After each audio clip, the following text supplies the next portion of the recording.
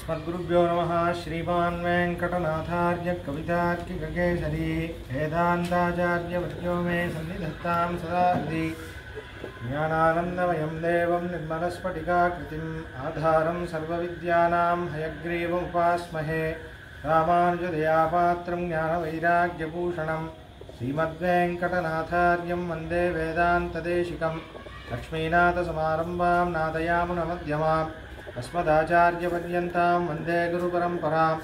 यो नित्यमच्युतपदाम्बुजयुग्मरुक्मं व्यामोहतस्तैतराणि तृणाय मेने अस्मद्गुरोर्भगवतोऽस्य दयैकसिन्धोः रामानुजस्य चरणौ शरणं प्रपद्ये। मातापिता युवतयस्तनया विभूतिः सर्वं विदेव नियमेन मदन्वयानाम्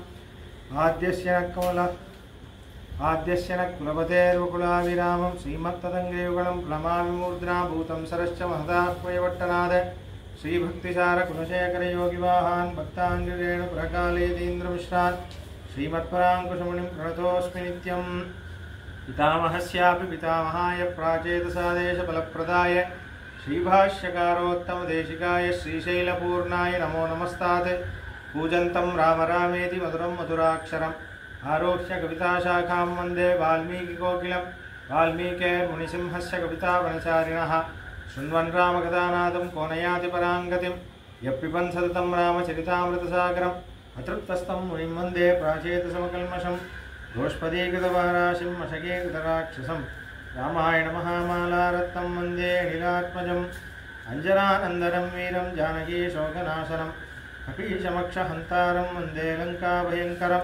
मनोजवं मारुततुल्यवेगं जितेन्द्रियं बुद्धिमतां वरिष्ठं वातात्मजं वानरयूथमुख्यं श्रीरामदूतं शिरसा नमामि। उल्लङ्घ्य सिन्धोसलिलं सलीलं यशोकवह्निं जनकात्मजायाः आदाय तेनैव ददाह लङ्कां नमामि तं प्राञ्जलिराञ्जनेयम्।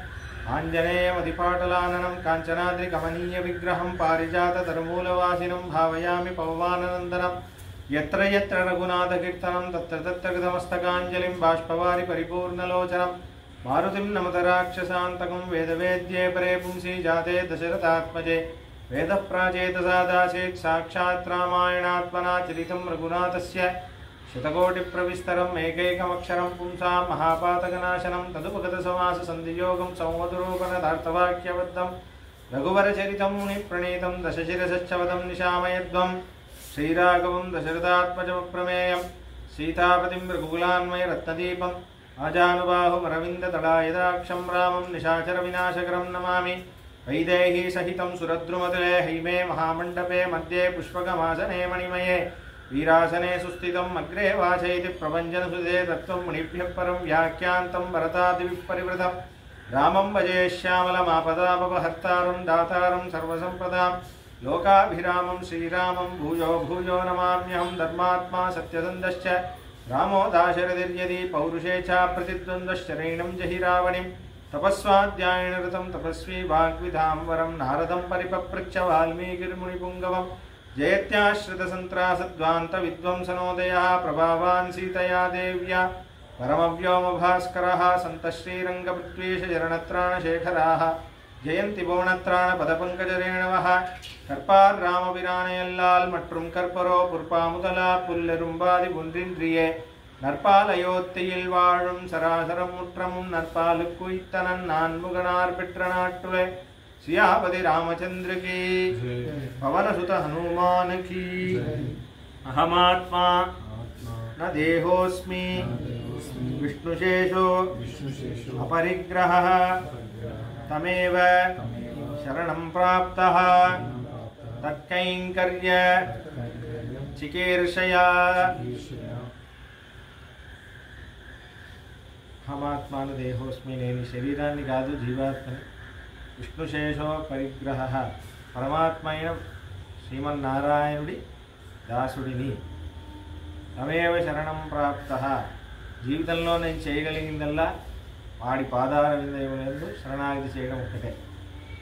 ఒక ఆచార్యుని ఆశ్రయించి అది చేసిన వాడినైన నేను తత్కైంకర్య చికీర్షయ బతికున్నంతకాలం వాడికి నచ్చినట్టు నా జీవితాన్ని గడిపి ఆనందంగా ఉంటాను। ఇదే మన సంప్రదాయం యొక్క విషయం। ఫ్యాన్ పోడలామా?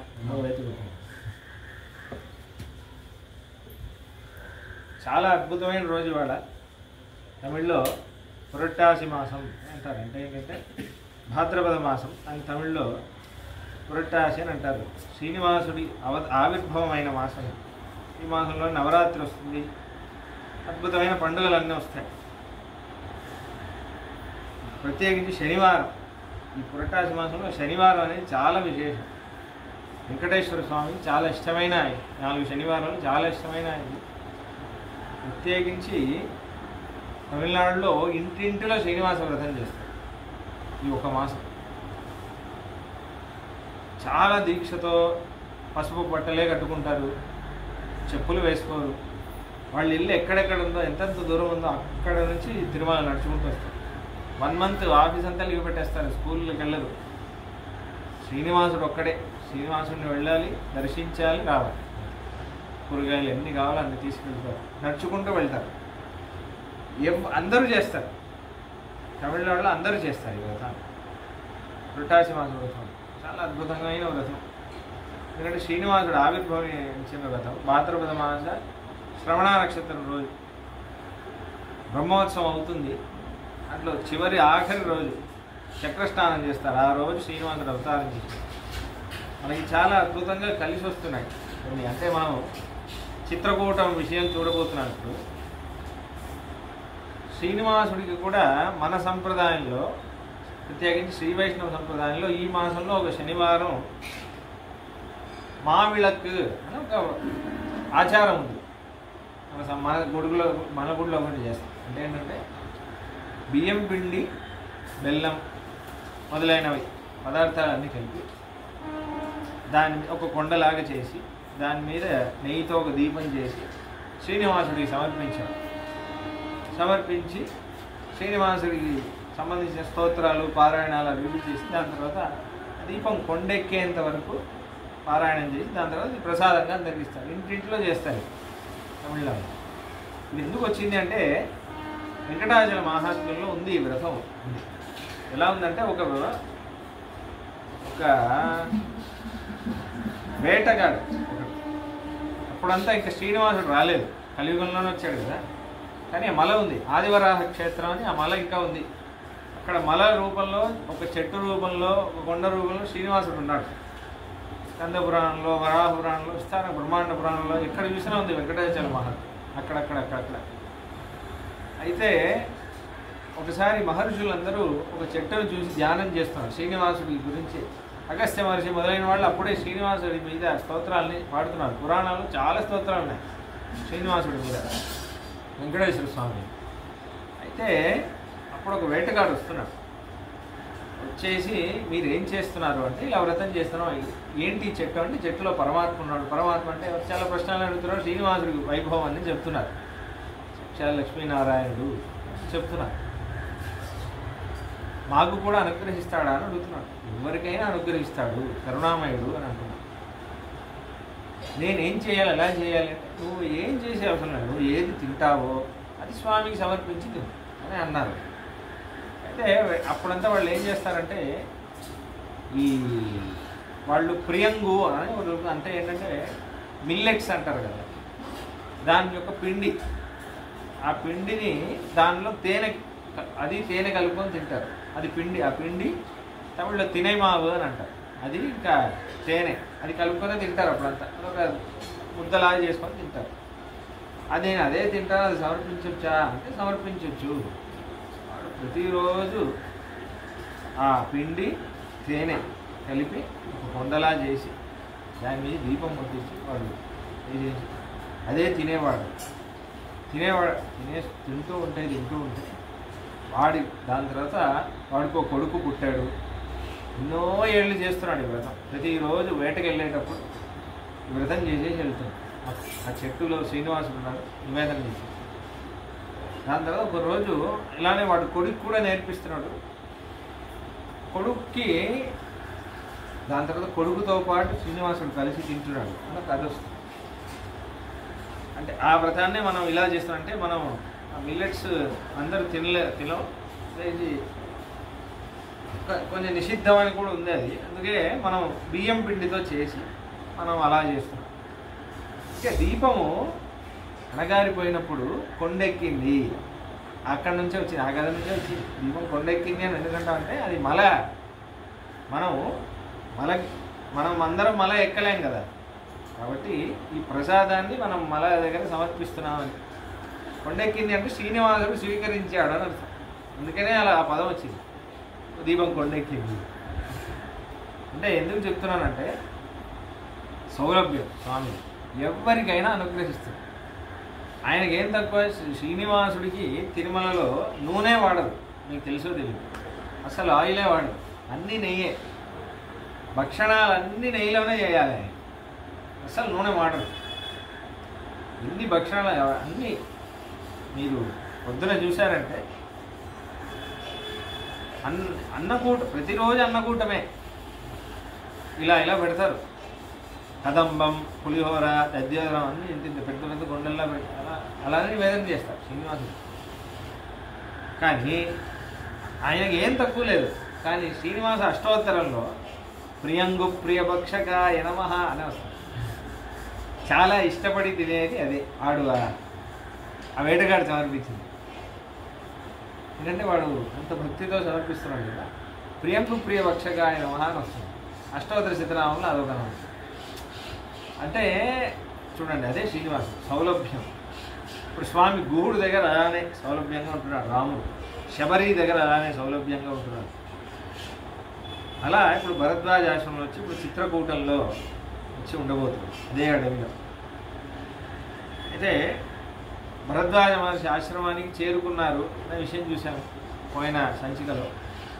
సీతారామ లక్ష్మణులు ప్రయాగరాజ్ దగ్గర ఉన్నారు, త్రివేణి సంగమం దగ్గర ఉన్నారు. ఇక్కడ భరద్వాజ మహర్షి వేద పాఠశాలలో తతస్త్వాశ్రమమాసాద్య మునేర్దర్శనకాంక్షిణౌ సీతయానుగతౌ వీరౌ దూరాదేవావతస్తతుః సప్రవిశ్య మహాత్మానం ఋషిం శిష్యే గుణైర్వృతం సంశితవ్రతమేకాగ్రం తపసా లబ్ధచక్షుషం హుతాగ్నిహోత్రం దృష్ట్వైవ మహాభాగకృతాంజలిః రామసౌమిత్రిణా సార్ధం సీతయా చాభ్యవాదయత్ అంటున్నారు వాల్మీకి మహర్షి. ఇక్కడ శిష్యులకి వేదం నేర్పిస్తున్నారు భరద్వాజ మహర్షి. ఎలా చెప్తున్నారు? సంశిత వ్రతమేకాగ్రం, తీవ్రమైన వ్రతాలన్నీ చేసిన వారు భరద్వాజ మహర్షి. కొన్ని విషయాలు చెప్తున్నారు భరద్వాజ మహర్షి. తపసాలబ్ధ చక్షుషం, తపస్సు వల్ల చక్షుష్ అంటే ఒక దివ్యమైన సాక్షాత్కారం పొందినవాడు అని అర్థం. మహర్షులకి కొత్త కొత్త వేదమంత్రాలన్నీ వాళ్ళకి దర్శనం అవుతాయి. ఇప్పుడు వేదమంతా ఎలా వచ్చిందంటే మహర్షులు తపస్సు చేస్తూ ఉండగా వాళ్ళకి భగవంతుడి నుంచి ఆ శబ్దం వినిపిస్తుంది. అలానే వేదమంత్రం మనం చెప్పే వేదమంత్రాలని ఆ స్వరంలో అలానే చెప్తున్నాం కదా, అవన్నీ భగవంతుడి దగ్గర నుంచి వినిపిస్తాయి వాళ్ళకి ఆ తపస్సు శక్తి నుంచి. అది మనకి సాధ్యం కాదు ఇప్పుడంతా. అందుకే ఋషి అంటే అందరూ ఋషులు అయిపోవచ్చు అని కొంతమంది వాళ్ళే ఋషి అని పెట్టుకుంటున్నారు, భగవాన్ అని వాళ్ళే పెట్టేసుకుంటున్నారు. ఇప్పుడంతా కొంచెం యోగాలో ఒక కోర్స్ చేసేసి పెట్టేసుకున్నారు. అలా కాదు. ఋషి అనడా ఎలా ఋషి అంటే వేదంలోనే ఒక కథ ఉంది, ఋషి ఎలా అవుతారు అని. ద్రుమేదుడు పరుచ్చేపుడు అని ఇద్దరు బ్రాహ్మణులు, వాళ్ళు కొన్ని మంత్రాలు నేర్చుకున్నారు, తపస్సు చేశారు. చేసుకొని వాళ్ళకి వాళ్ళకి ఋషిత్వం అంటే ఏంటంటే, ఇప్పుడు ఒక సైంటిస్ట్ ఏదైనా కొత్తగా కనుగొన్నాడు అనుకో, వాళ్ళని సార్ అని అంటారు. అంటే చాలా గొప్పగా ఏదైనా సాధన చేస్తేనే సార్ అని అంటారు. సార్ అని చెప్పి పిలుస్తారు కొంతమంది. అలా ఏదైనా ఎవరికి తెలియని ఒక మంత్రాన్ని, ఒక విద్యని వాళ్ళు దర్శిస్తే వాళ్ళని ఋషి అంటారు. అందరూ ఋషి అనరు. అయితే నృమేధుడు పరుచ్చేపుడు ఇద్దరు అక్కడ ఒక కట్ట ఉండింది, దాన్ని వేదమంత్రంతో దాంట్లో అగ్నిని సృష్టించారు. జస్ట్ మంత్రంతో. నృమేధుడు వేదమంత్రం చెబుతున్నాడు, పొగే వస్తుంది, అగ్ని రావట్లేదు. పరుచ్చేప స్వామి చెప్పగానే అగ్ని వచ్చింది. అప్పుడు నృమేధ స్వామి పరుచ్చేపుడిని చూసి ఋషి, ఎందుకంటే మీరు ఏదో డిస్కవర్ చేశారు, అంటే మంత్రంతో మీకు ఏదో ఒక మంత్రం సాక్షాత్కారం అయింది, అదేం మంత్రం అని అడుగుతుంటే అది ఈ మంత్రాన్ని ఉపదేశం చేస్తున్నాను వేదంలో వస్తుంది. రుమేదశ్చ పరుచ్ఛేవశ్చ బ్రహ్మవాద్యమవదేతామస్మిన్ దారావాప్యే నింజనయామై తరో నౌ బ్రహ్మీయానితి రుమేధోప్యవదత్ పరుచ్ఛేపో అని వస్తుంది. ఇట్లా ఋషైత్యబ్రవీత్ అని వస్తుంది వేదం. ఋషి అని అంటున్నాడు. ఇంకా ఋషి అంటే తపసాలబ్ధ చక్షుషు. దాంట్లో భరద్వాజ మహర్షి ఋగ్వేదంలో చాలా మంత్రాలు ఆయనకే దర్శనమయ్యాయి భరద్వాజ మహర్షి. ఇంకోటి ఏంటంటే భరద్వాజ మహర్షి నేర్చుకున్నంత వేదం ఎవరూ నేర్చుకోలేరు, ఆయన చేసినంత తపస్సు ఎవరూ చేయలేరు అని వేదమే అంటుంది. వేదంలో ఒక కథ వస్తుంది, కాటకం మనకు ఒక భాగం ఉంది యజుర్వేదంలో. దాంట్లో ఒక చిన్న కథ వస్తుంది భరద్వాజ మహర్షి గురించి. భరద్వాజో హత్రిభిరాయుర్బ్రహ్మచర్యమువాస రఘుం హజీర్విస్తవిరఘుం శయానం ఇంద్రౌపవ్రజ్రోవాచ భరద్వాజ యత్తే చతుర్థమాయుర్ధద్యాం హిమేనేహ కుర్యా ఇతి బ్రహ్మచర్యమేవైనేన చరేయమితి హోవాచ తగుం హత్రీన్ గిరిరూపాన విజ్ఞాతాని వదర్శయంచకార తేషాగృహ్యేకైకమస్మాన్ ముష్టినాదదే సహోవాచ భరద్వాజేత్యామంత్ర్య వేదా వా ఏతే అనంతా వై వేదాః ఏతద్వా ఏతస్త్రిభిరాయుర్భిరన్వవోచతాః అతత ఇతరదననోక్తమేవ ఏ హీం విద్ధి అనొక మంత్రం. దీంట్లో కథ ఉంది యాక్చువల్గా. ఏంటంటే భరద్వాజ మహర్షి మూడు మనుషుల ఆయువు కాలం తపస్సు చేస్తూ ఉన్నారు. అంటే ఒక ఆయుకాలం అయింది, ఆయన తపస్సు చేస్తున్నారు. దేవతలు ప్రత్యక్షమయ్యారు. నీకేం వరం కావాలంటే నాకు ఇంకో ఆయువు కావాలి అన్నారు. ఇంకో ఆయువు ఇచ్చారు. మళ్ళీ తపస్సు చేస్తూ ఉన్నారు ఆయువు కాలంలో. మళ్ళీ రెండోసారి ఆయువు తీరింది. అప్పుడు మళ్ళీ దేవతలు వచ్చారు, నీకేం కావాలని అడిగారు, ఇంకో ఆయువు కావాలన్నారు. మళ్ళీ ఇలా 3 సార్లు చేసేస్తారు. భరద్వాజోహ త్రివిరాయుర్బ్రహ్మచర్యం 3 ఆయువు కాలములు తపస్సు చేస్తూ. బ్రహ్మచర్యం అంటే ఏంటంటే పెళ్లి కాకపోవడం బ్రహ్మచారి అంటున్నారు. అలా కాదు, బ్రహ్మచర్యం అంటే ఏంటంటే వేదమే బ్రహ్మం. వేదంలో పరబ్రహ్మం గురించి చర్యం, దాని గురించి చింతన, తపస్సు చేస్తూ చేస్తూ చేస్తూ వేదాన్ని గ్రహణం చేయడం, దాన్నే బ్రహ్మచర్యం అంటారు. వేదాధ్యయనం చేయడమే బ్రహ్మచర్యం. అయితే అలా చేస్తూ ఉండగా ఆయనకి 3 ఆయుకాలం ఇదే చేస్తున్నారు. 3 ఆయుకాలములు బ్రహ్మచర్యమే చేస్తున్నారు. చేసి చేసి చేసి 3 ఆయుకాలం బ్రహ్మచర్యం చేసి దీవులుగా స్థవిరకం పడుకోనున్నారు. అంటే ఒళ్ళంతా క్షీణించిపోయింది, అయినా తపస్సు చేస్తున్నారు. తగం హజీర్ నిగ్రస్తవిరకం శయానం పడుకోనున్నారు. అంతా చిక్కిపోయి చిక్కిపోయి తపస్సు చేస్తూ ఆహారం కానీ వేదవంతాల దర్శనం. ఇప్పుడు 3వ ఆయుకాలం సమాప్తి అయ్యేటప్పుడు ఇంద్రుడు వస్తున్నాడు. భరద్వాజ యత్తే చతుర్థమాయుర్ధద్యాం, నీకు 4వ ఆయువు ఇస్తాను. హిమేనేహ కుర్యా ఇది, ఏం చేస్తావు, నీకు 4వ ఆయువు ఇస్తే ఏం చేస్తావు అని అడుగుతున్నాడు ఇంద్రుడు. బ్రహ్మచర్యమేవైనేన చరేయమితి హోవాచ, అప్పుడు కూడా బ్రహ్మచర్యమే చేస్తాను. ఇంకో 4వ ఆయువు ఇస్తే మళ్ళీ వేదాధ్యయనం చేస్తాను. అప్పుడు ఇంద్రుడు ఏం చేస్తున్నాడు, తగం హత్రీన్ గిరిరూపాన విజ్ఞాతాని వదర్శయించకార, నువ్వు నాతో రా అని తీసుకెళ్తున్నాడు. ఒక 3 కొండల్ని చూపిస్తున్నాడు. చూపించేసి తేషాగృహ్యేకైకమస్మాన్ ముష్టినాదదే, 3 కొండల్ని చూసి చేతిలో పిడికిలి మట్టిని తీసుకుంటాడు ఇంద్రుడు. సహోవాచ భరద్వాజేత్యామంత్ర్య, భరద్వాజ ఇక్కడ చూడు అని అంటున్నాడు. వేదా వా ఏతే, నువ్వు నేర్చుకున్న వేదం ఉందే ఈ చేతిలో పిడికిలి మట్టి లాంటిదే. అనంతా వై వేదాహ, నువ్వు నేర్చుకోవాల్సింది అంత ఉంది, కొండంత ఉంది. కొండ కూడా కాదు, అనంతం. వేదం అనేది అనంతం, ఇన్ఫినైట్. వేదం ఎవరు నేర్చుకోగలరు? వేదం మొత్తం వేదం ఎవరికి తెలుసు? శ్రీమన్నారాయణుడికి ఒక్కడికే తెలుసు. అని ఆయన అంటున్నాడు కృష్ణుడు భగవద్గీతలో. వేదైశ్చ సర్వైరహమేవ వేద్య అని అంటున్నాడు. నా ఒక్కడికే తెలుసు వేదం, అదేం తెలియదు. కాబట్టి మనమందరం ఏం చేస్తున్నామంటే తెలిసినంత వేదమే, ఎంత వేదం ఉందో దాన్నే మళ్ళీ మళ్ళీ అధ్యయనం చేస్తాం. అనంత వై వేదా, వేదం అనేది అనంతం. ఏ తద్వా ఏతస్య విరాయుర్భిరన్వమోచత. కాబట్టి నువ్వు నేర్చుకోలేవు, అది తెలుసుకో.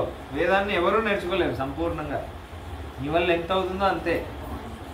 కృష్ణుడు అర్జునుడికి చెప్తున్నాడు, యావానర్థ ఉదపానే సర్వత సంప్లుతోదకే తస్మాత్ సర్వేతు వేదేషు బ్రాహ్మణస్య విజానసః. కోనేరులో నీళ్లు ఉన్నాయంటే మొత్తం నీళ్లు తీసుకెళ్ళలేవు అర్జున, నీకు బిందెడి నీళ్ళే కావాలి, అంతే కదా. శాస్త్రంలో ఎన్నో ఉన్నాయి, నీకేది అనుష్ఠానంలో వస్తుందో అదే తీసుకో అంటున్నాడు అర్జునుడు. కాబట్టి అటువంటి అంటే భరద్వాజ మహర్షి యొక్క గొప్పదనం చెబుతున్నాడు. అంతటి తపస్సు చేసిన మహర్షి. కృతాగ్నిహోత్రం దృష్ట్వైవ మహాభాగకృతాంజలి. వాళ్ళంతా తపస్సు చేస్తున్నారు కాబట్టి సాక్షాత్ పరంధాముడైన రాముడు వాళ్ళ కోసం ఆయన వెతుక్కుంటూ వస్తున్నాడు, వాళ్ళకి అనుగ్రహం చేయాలి అని. వేదంలో వాళ్ళు తెలుసుకుంటూ ఉంటే, పరమాత్మ గురించి వాళ్ళు తెలుసుకుంటూ ఉంటే, పరమాత్మ ఎలా ఉంటాడో వాడిని చూడాలి అని వాళ్ళకి అనిపించినప్పుడు నేను ఇలా ఉంటాను అని చూపించడానికి వస్తున్నాను. రామ సౌమిత్రిణాసార్థం సీతయా చాభ్యవాదయతు. వచ్చి రాముడు సీతాలక్ష్మణులతో పాటు రాముడు భరద్వాజ మహర్షిని మొక్కుతున్నాడు, ఇంటి అభివాదం చేస్తున్నాడు. పరమాత్మ ఆదిశేషుడు మహాలక్ష్మితో పాటు వచ్చి మొక్కి అభివాదనం చేస్తాడు.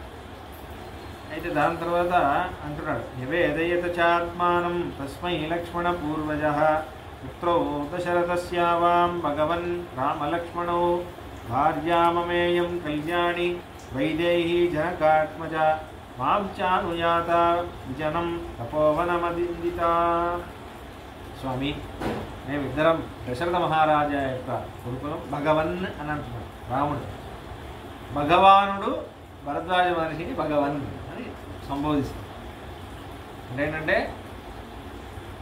మనం కూడా అంటాం, అంటే భగవంతుడి గురించి తెలుసుకున్న వాళ్ళని భగవన్, వాళ్ళ హృదయంలో భగవంతుడు ఉంటాడు కాబట్టి వాళ్ళనే భగవన్ అని అంటాం.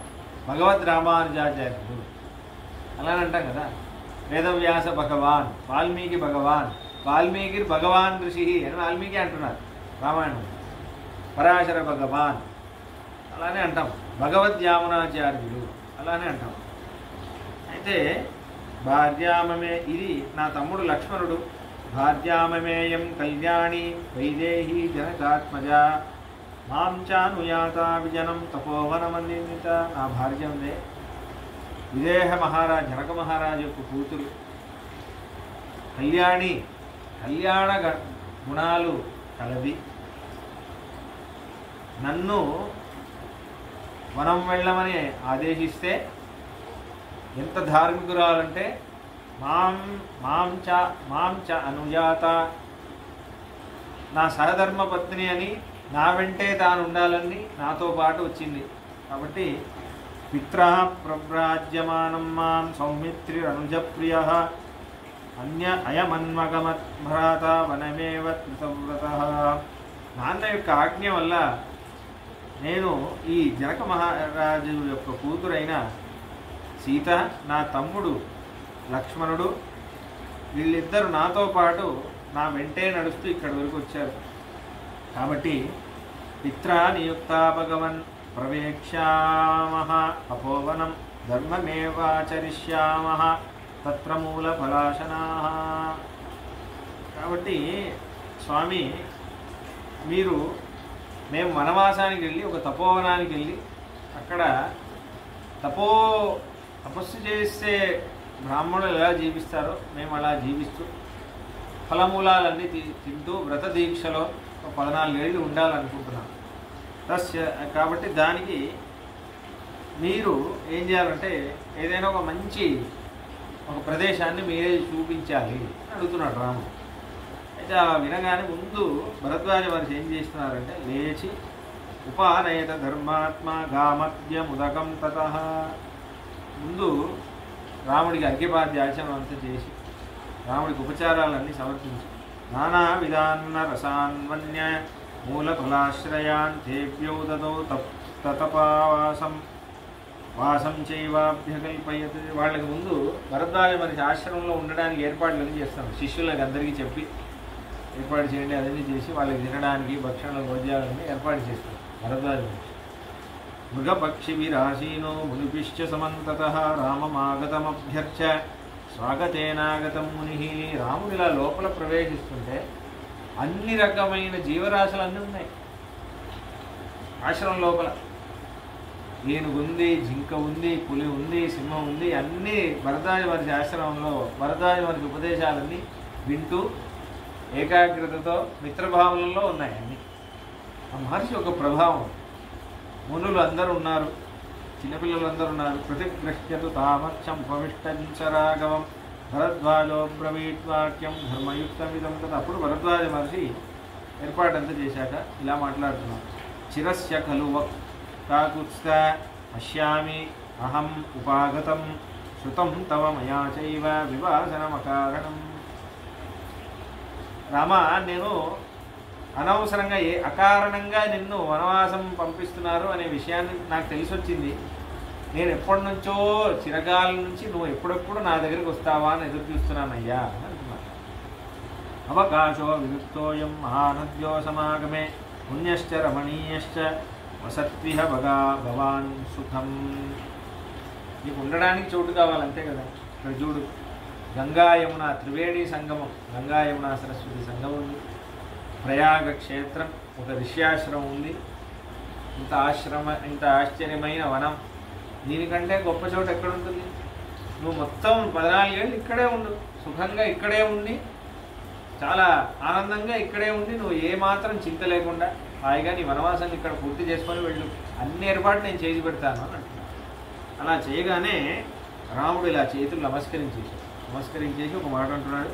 భగవన్నిత ఆసన్న పౌరజానపదో జన సుదర్శమ్య మాం ప్రేక్ష మన్యేహం ఇమమాశ్రమం ఆగమిష్యతి వైదేహీం మాం చాపి ప్రేక్ష భోజన అనేన కారణేనాహం ఇహవాసం నరోచయే ఏకాంతే పశ్య భగవన్ ఆశ్రమస్థానముత్తమం రమతే యత్ర వైదేహీ సుఖార్ధా జనకాత్మజ. స్వామి, మీరు చాలా ధర్మాత్ములు, అందుకే వెంటనే ఇక్కడే ఉండు అని అంటున్నారు. కానీ ఇది ప్రయాగ క్షేత్రం అనేది పౌరజానపదులకి చాలా దగ్గరలో ఉన్నది. ఏముంది, గుహుడిని అడిగేస్తే చెప్పేస్తారు. గుహ ఎక్కడికి వెళ్ళారంటే ఇక్కడ నుంచి భరద్వాజాశ్రమం వెళ్ళారంటే వచ్చేస్తారు వెంటనే. ఊరికే వచ్చి నన్ను చూడడానికి, రాముడు ఇక్కడే ఉన్నాడు, సీతమ్మ ఇక్కడే ఉంది అని నన్ను సీతమ్మని చూడడానికి ఊరికే వచ్చి వెళ్తూ ఉంటారు. ఇప్పుడు దానివల్ల ఏమవుతుందంటే మీకు ఇబ్బంది అవుతుంది. సీతారాములు ఇక్కడే ఉన్నారు కదా, మనం కూడా ఇక్కడే ఉందాం, పక్కన ఇక్కడ ఇంకో ఇల్లు కట్టుకొని ఉందాం, అక్కడ ఇల్లు కట్టుకుందాం అని మెయిన్ రావడం వల్ల మీ ఆశ్రమం యొక్క ఈ వాతావరణం అంతా చెడిపోతుంది. చెడిపోయి ఏమవుతుందంటే మా వల్ల మీకు ఇబ్బంది కలిగినట్టు ఉంటుంది. ఇంకో దానికంటే ఒక ముఖ్యమైన విషయం స్వామి, రమతే యత్ర వైదేహి సుఖార్హ. సీత ఉంది కదా, ఆవిడ సుఖార్హ, చాలా సుఖానికి అర్హురాలు. పాపం నా కోసం నా వెంట వచ్చింది కానీ సుఖానికి అర్హురాలు. చాలా సుఖంగా ఉండడానికి అర్హత కలిగినది. నా వల్ల కష్టం రాకూడదు కదా. చాలా సుకుమారంగా పెరిగింది మిథిలా దేశంలో. కాబట్టి ఆవిడ ఎక్కడ ఉంటే ఆనందంగా, రమతే యత్ర వైదేహి, ఎక్కడ ఉంటే ఆవిడ ఆనందంగా ఉంటుందో అటువంటి ఏదైనా చోటు ఉంటే చెప్పండి స్వామి అని అంటుంది. అనగానే ఏతచ్చుత్వా శుభం వాక్యం భరద్వాజో మహాముని రాఘవస్యతు తద్వాక్యం అర్థగ్రాహకమబ్రవీత్. రాముడు ఏం చెప్పాడో బాగా అర్థం చేసుకున్న భరద్వాజ మహర్షి ఇలా అంటున్నారు వాల్మీకి మహర్షి. అంటే ఏంటి, ఇక్కడ ఏమర్థమైంది ఆయనకి అంటే 2-3 విషయాలు ఉన్నాయి. చిత్రకూటం వెళ్ళినప్పుడు చెప్తాను. దశక్రోధ ఇతస్తాత గిరిర్యస్మిన్ నివత్స్యతి మహర్షి సేవిత పుణ్య పర్వత శుభదర్శన. రామ, ఇక్కడ నుంచి 10 కోశాల దూరంలో ఒక పెద్ద కొండ ఒకటి ఉంది, పర్వతం. ఆ పర్వతాన్ని ప్రతిరోజు మహర్షులు సేవిస్తూ ఉంటారు. చాలా పుణ్యమైనది, పవిత్రమైనది, శుభదర్శనం, చూడంగానే మనకి ఆనందాన్ని కలిగిస్తుంది. గోలాంగుళానుచరితో వానరక్ష నిషేవిత చిత్రకూట ఇతి ఖ్యాతో గంధమాదన సన్నిభ. ఇక్కడ వివిధ రకమైన కోతులన్నీ, ఎన్ని చెట్లు ఉన్నాయంటే, ఎన్ని ఫలమూలాలు ఉన్నాయంటే, చెట్ల మీద కోతులు వివిధ రకమైన గోలాంగూలం అంటున్నారు. అంటే లంగూర్ అని ఒక కోతి ఉంటుంది కదా, తెల్లగా ఉంటుంది, ఇక్కడ నల్లగా ఉంటుంది, లంగూర్ అంటే.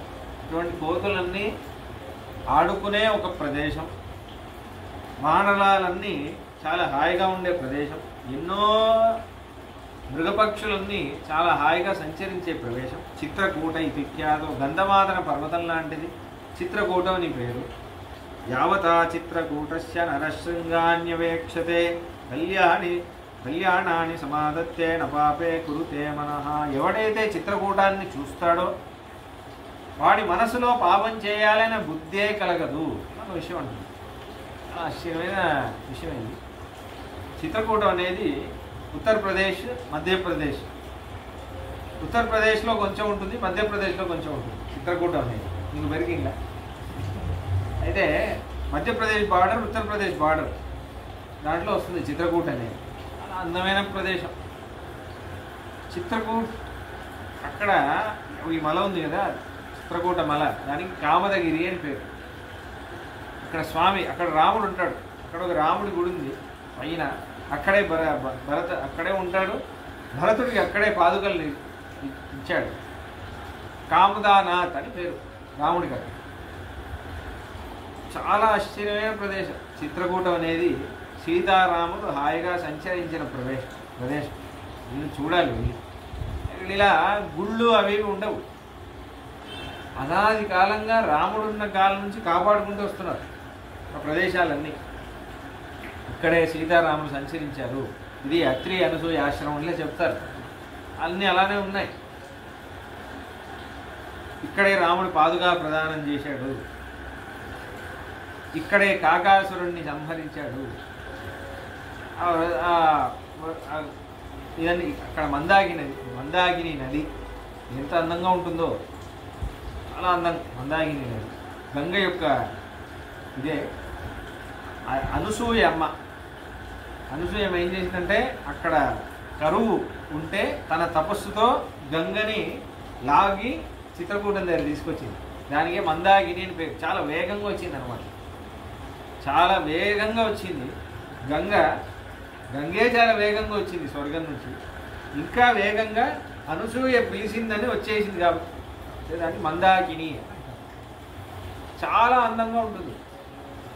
అంటే విషయస్తత్ర బహువో విహృత్య శరదాం శతం తపసా దివమారూఢాః కపాల శిరసా సహా. ఆ చిత్రకూట మలలో రామ ఎన్నో మంది మహర్షులు తపస్సు చేసి చేసి చేసి చేసి అక్కడక్కడ చూసావంటే వాళ్ళ కపాలాలన్నీ ఉంటాయి. తపస్సు చేసిన మహర్షుల యొక్క బృందావనాలన్నీ ఉంటాయి. ఇంకా వాళ్ళ తపస్సు వల్ల ఆ చిత్రకూటం మల మీదికి వెళ్తే ఆ తపస్సు అలానే తెలుస్తుంది. ఎలా అయితే తిరుమల ఇంకా కొండలు ఇలా ఇంకా అలానే ఉన్నాయో, ఇప్పుడు కూడా చిత్రకూటం వెళ్ళొచ్చు. మీకు ఎలా అనిపిస్తుంది అంటే, ఇప్పుడే ఎంత అందంగా ఉందే, రాముడు ఉన్నప్పుడు ఎంత అందంగా ఉండేదో అని అనిపిస్తుంది. అంత అందంగా. అయితే ప్రవివిక్తమహం మన్యే తం వా సంభవత సుఖం హ్యవా వనవాసాయ వసరామమయా సహా. కాబట్టి ఏకాంత వాసంలో సీతమ్మతో పాటు ఏకాంతంగా నువ్వు ఉండడానికి, ఎవ్వరు సంచారం చేయకుండా, నువ్వు ఎక్కడున్నావో తెలియకుండా ఒక ప్రైవేట్గా నువ్వు సీతారామ లక్ష్మి ముగ్గురు మాత్రం ఉండడానికి చాలా హాయి, నీకు ఆనందం కలిగే ప్రదేశం అది చిత్రకూట. సరే, అలా అది ఇష్టం లేదంటే నువ్వు ఇక్కడ ఉండొచ్చు, నువ్వు నిర్ణయం చేసుకో ఎక్కడ ఉంటావో అని అంటున్నాను. అలా అనగానే సరామం సర్వకామైస్తం భరద్వాజ ప్రియాతిథిం సవార్యం సభ్రాత్ర ప్రతిజగ్రాహ హర్షయన్. అలా చెప్పి రాముడికి అంత ఆతిథ్యం చేస్తున్నారంట భరద్వాజ మహర్షి. ఆతిథ్యం అంటేనే భరద్వాజ మహర్షి అని ఒక విషయం చెప్పారు పోయిన సంచికలో. అలా ఆతిథ్యం చేస్తారు. ఇప్పుడు ఇంకా ఏం లేదు, భరతుడు వచ్చినప్పుడు చేస్తారు ఒక ఆతిథ్యం, అది చూడాలి. ఇప్పుడు కూడా ఎవరైనా చాలా గొప్పగా ఆతిథ్యం చేస్తే భరద్వాజ ఆతిథ్యం అంటారు. ఆయనలాగా ఆతిథ్యం ఎవరు చేయలేదు. కాబట్టి ఇక్కడ ఏమంటున్నారు వాల్మీకి మహర్షి, సరామం సర్వకామైస్తం భరద్వాజ ప్రియాతిథి. భరద్వాజ మహర్షికి చాలా ప్రియమైన అతిథి అయిన రాముడిని భరద్వాజ మహర్షి చాలా ఆనందం. భగవంతుడు మనకి ప్రియమైన అతిథి అని శాండిల్య మహర్షి అంటున్నారు. భగవంతుడికి మన ఇంట్లో ఒక కృష్ణుణ్ణి, ఒక శాలగ్రామ స్వామిని, ఒక రామచంద్రమూర్తి చిన్నగా ఒక విగ్రహం రూపంలోనో లేకపోతే శాలగ్రామ రూపంలోనో స్వామి వేయించేసినప్పుడు ఆయన్ని పూజా విధానం నేర్చుకొని పూజ చేయడం ఒక ఎత్తు. పూజ చేసేటప్పుడు ఏ భావన ఉండాలి మనస్సులో అన్నప్పుడు శాండిల్య మహర్షి 7 భావనలు చెప్తున్నాడు. సతీవ ప్రియ భర్తారం, అది మొదటిది. ఒక భార్య భర్త దగ్గర ఎంత ప్రేమగా ఉంటుందో మనం శ్రీరాముడి దగ్గర, శ్రీకృష్ణుడి దగ్గర అంత ప్రేమతో ఉండాలి. నా స్వామి అన్నట్టు అంత ఇష్టపడి చేయాలి. సతీవ ప్రియ భర్తారం, ఒక గోదాదేవి ఎలా ప్రేమగా ఉంటుందో నా ప్రియుడు అనే భావనతో చేయాలి. జననీవ స్తనందయం, ఒక అమ్మ కొడుకు దగ్గర ఎంత వాత్సల్య భావంతో ఉంటుంది, ఎంత ప్రియంగా ఉంటుంది. వాడికి ఏమైనా అయిపోతుందేమో అని ఉంటుంది కదా. అలానే స్వామికి దృష్టి తాకకూడదు, స్వామికి ఏదైనా అయిపోతుందని చాలా స్వామికి సకాలంలో స్వామికి భోజనం పెట్టాలి. అయ్యో స్వామివారికి ఆకలిస్తుంది, చలికాలంగా ఉండే స్వామికి వేడివేడి ప్రసాదం పెట్టాలి, అలా చేయాలి పూజ. దాని తర్వాత జననీవస్తనందయం ఆచార్యం శిష్యవత్ అంటున్నారు. ఒక ఆచార్యుడికి శిష్యుడు ఎలా సేవ చేస్తాడో ఆచార్యుడు చేసిన ఉపకారాన్ని గుర్తుపెట్టుకొని నాకు ముక్తి ఇచ్చిన ఆచార్యుడు ఈయనే అని ఆచార్యుడికి శిష్యుడు ఎలా సేవ చేస్తాడో అలా భగవంతుడికి నాకు ఆధారమే ఈయన, కాబట్టి ఈయనకి నేను ఎంత చేసినా సరిపోదు అనే భావనలో చేయడం 3వది. 4వది మిత్రం మిత్రవత్ అంటున్నారు. ఇష్టమైన మిత్రుడికి ఎంతైనా చేయొచ్చు. నిజమైన మిత్రుడు మిత్రత్వంలో ఎలా ఉంటుందంటే ప్రీతి ఎక్కువగా ఉంటుంది. వీడు నాకు ఇంత ఇచ్చాడు కాబట్టి వాడికి నేను ఇంత ఇవ్వాలి అనేది ఉండదు. ఎంతైనా వాడు నా మిత్రుడు వాడు అని ఒక భావన ఉంటుంది. అలా స్వామివారికి నాకు ఇష్టమైన మిత్రుడు వాడే కాబట్టి వాడికి నేను ఎంతైనా చేయొచ్చు అనే భావన. మిత్రవల్లాలయే ధరిం, ఇది 3వది. దాని తర్వాత 4వది యథా యువానం రాజానం. ఒక యువరాజు, ఒక మహారాజా ఉన్నారు ఊరిలో, ఆయనకు ఒక కొడుకు యువరాజు. ఆ యువరాజా ఊరిలో ఇలా నడుచుకుంటూ వెళ్తున్నాడు అనుకోండి, అందరూ ఇష్టపడతారు. మన ఇంటి పిల్లవాడు అన్నట్టు ఇష్టపడతారు యువరాజుని.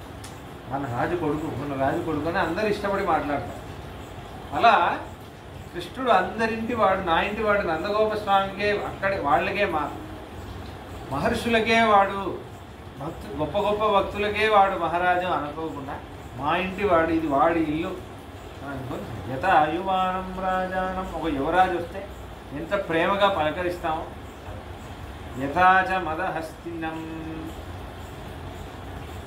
ఏనుగు దగ్గర కొంచెం మనం అటు ఇటు ఉంటే దానికి మదం ఎక్కిస్తే దాన్ని మెల్లమెల్లగా చాలా మృదువుగా చూసుకోవాలి. దాన్ని చాలా మెత్తగా లేతగా చూసుకుంటేనే అది ఆనందంగా ఉంటుంది. అలానే ఒక్క అపచారం కూడా జరగకూడదు స్వామివారి దగ్గర అని చాలా మెత్తగా చాలా చూసి చేయాలి. చాలా మృదువుగా మాలలు వేయాలి, మృదువుగా అన్ని ప్రసాదం అంతా సమర్పించాలి, మృదువుగా హారతి చేయాలి, మెల్లమెల్లగా విచాచమదహస్తినం అని చేయాలి.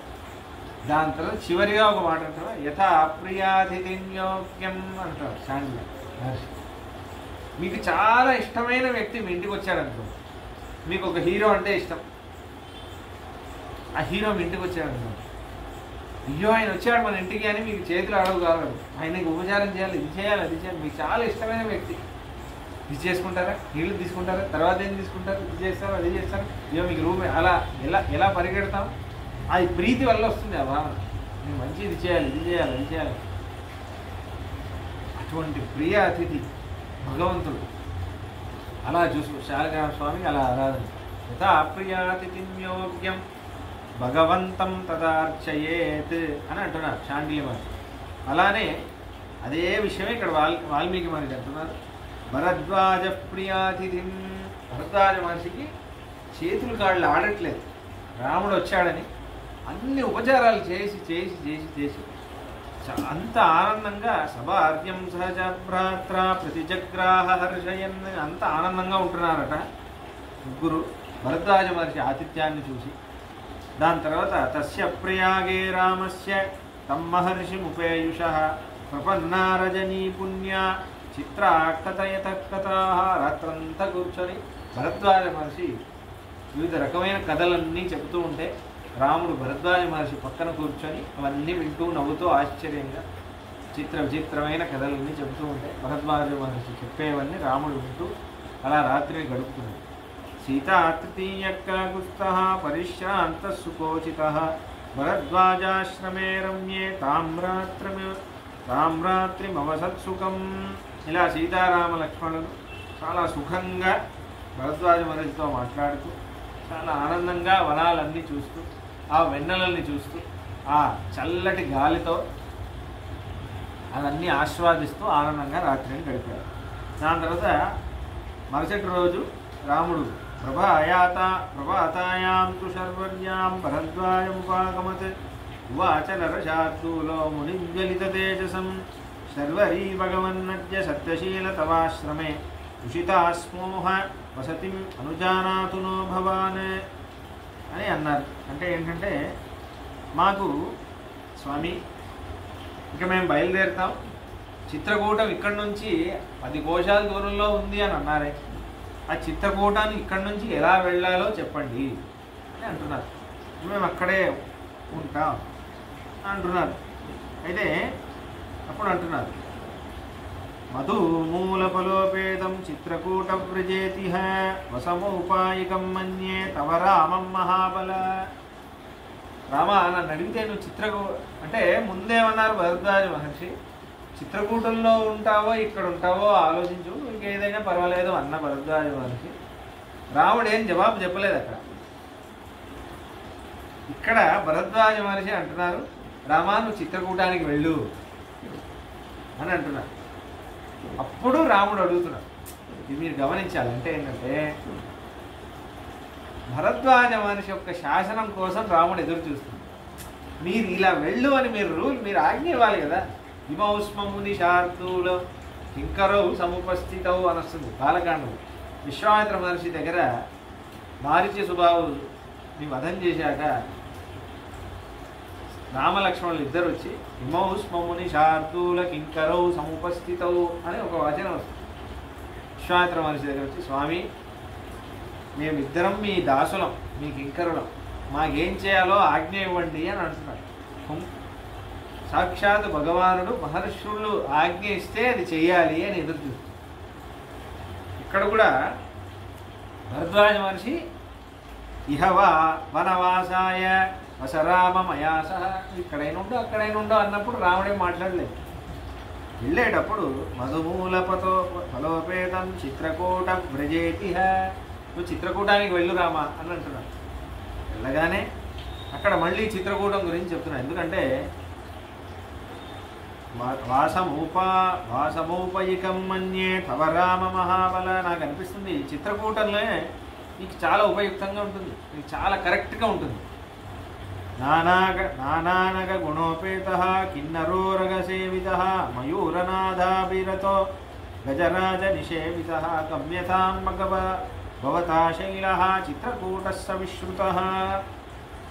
ఎన్నో వివిధ రకమైన చెట్లు, ఆ లతలు, ఎన్నో కొత్త కొత్త పువ్వులు, పళ్ళు, నెమళ్ళన్నీ నాట్యం చేస్తూ ఉంటాయి, అవి కూస్తూ ఉంటాయి, అంత ఆనందంగా మధుర స్వరంలో ఉంటాయి. ఏనుగులన్నీ గుంపుల్లో నడుస్తూ ఉంటాయి. అక్కడ మందాకిని నదిలో నీళ్ళని తాగుతూ ఉంటాయి. ఆ మందాకిని నది ఎంత ఆనందంగా ఉంటుంది. ఆ కొండల కోణంలో నీళ్ళన్నీ ఇలా ఇలా సంచరిస్తూ ఉంటే అంత ఆనందంగా అంత రమణీయంగా ఉంటుంది రమ. పుణ్యశ్చ రమణీయశ్చ బహుబూలఫలాయుత తత్ర కుంజరయూథాని మృగయూథాని చైవహి విచరంతి వనాంతేషు తాని ద్రక్షసి రాఘవ సరిత్ప్రశ్రవణ ప్రస్థాన్ దలీకందర నిర్జరాన్ చరత సీతయా సార్ధం నందిష్యతి మనస్తవ. రామ, వనవాసం చేద్దామని వచ్చావు, కానీ సీత సుఖార్హ అన్నావు కదా. ఆ చిత్రకూటంలో రమణిస్తూ దాంట్లో సంచరిస్తూ ఈ ఆనందాన్ని చూసి ఆస్వాదిస్తూ హాయిగా 14 ఏళ్ళు గడిపేసి ఇంతకంటే ఏం కావాలి? చాలా సుఖంగా ఉండు, చాలా సుఖంగా ఉండు. అంటే ఒక లీవ్ తీసుకున్నాను అనుకో, రాజ్యకార్యం ఎంత కార్యం, ఎన్ని పనులు ఉంటాయి రాజ్యంలో, రాజులు అసలు ఎంత బిజీగా ఉంటారో.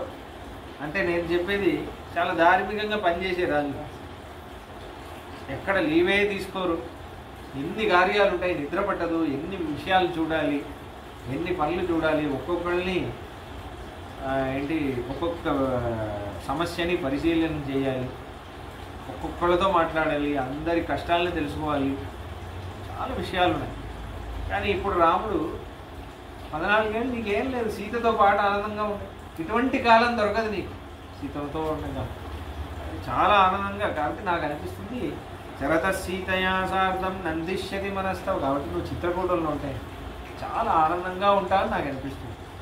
ప్రతిష్టగోయిష్ట వకోకిలస్వినైర్ వినోదయంతం చ సుఖం పరశివం మృగైశ్చ మత్తైర్బహుభిశ్చ కుంజరైః సురమ్యమాసాద్య సమావసాశ్రయం.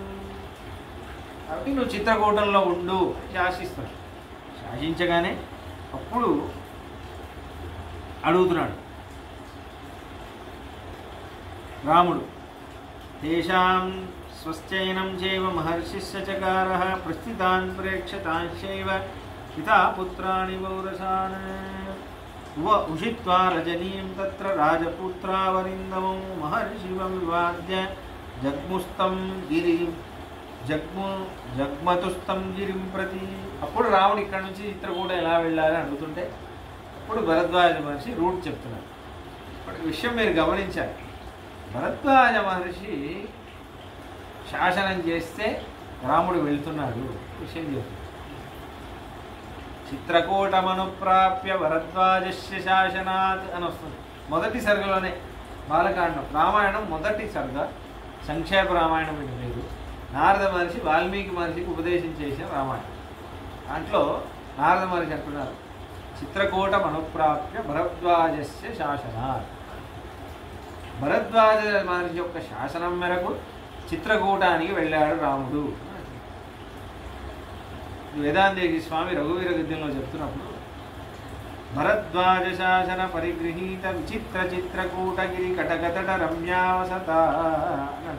భరద్వాజ శాసన పరిగృహీత, భరద్వాజ శాసనాన్ని పొందాడు. కానీ ఎవడు వీడు? అనన్య శాసనీయ అంటున్నాడు.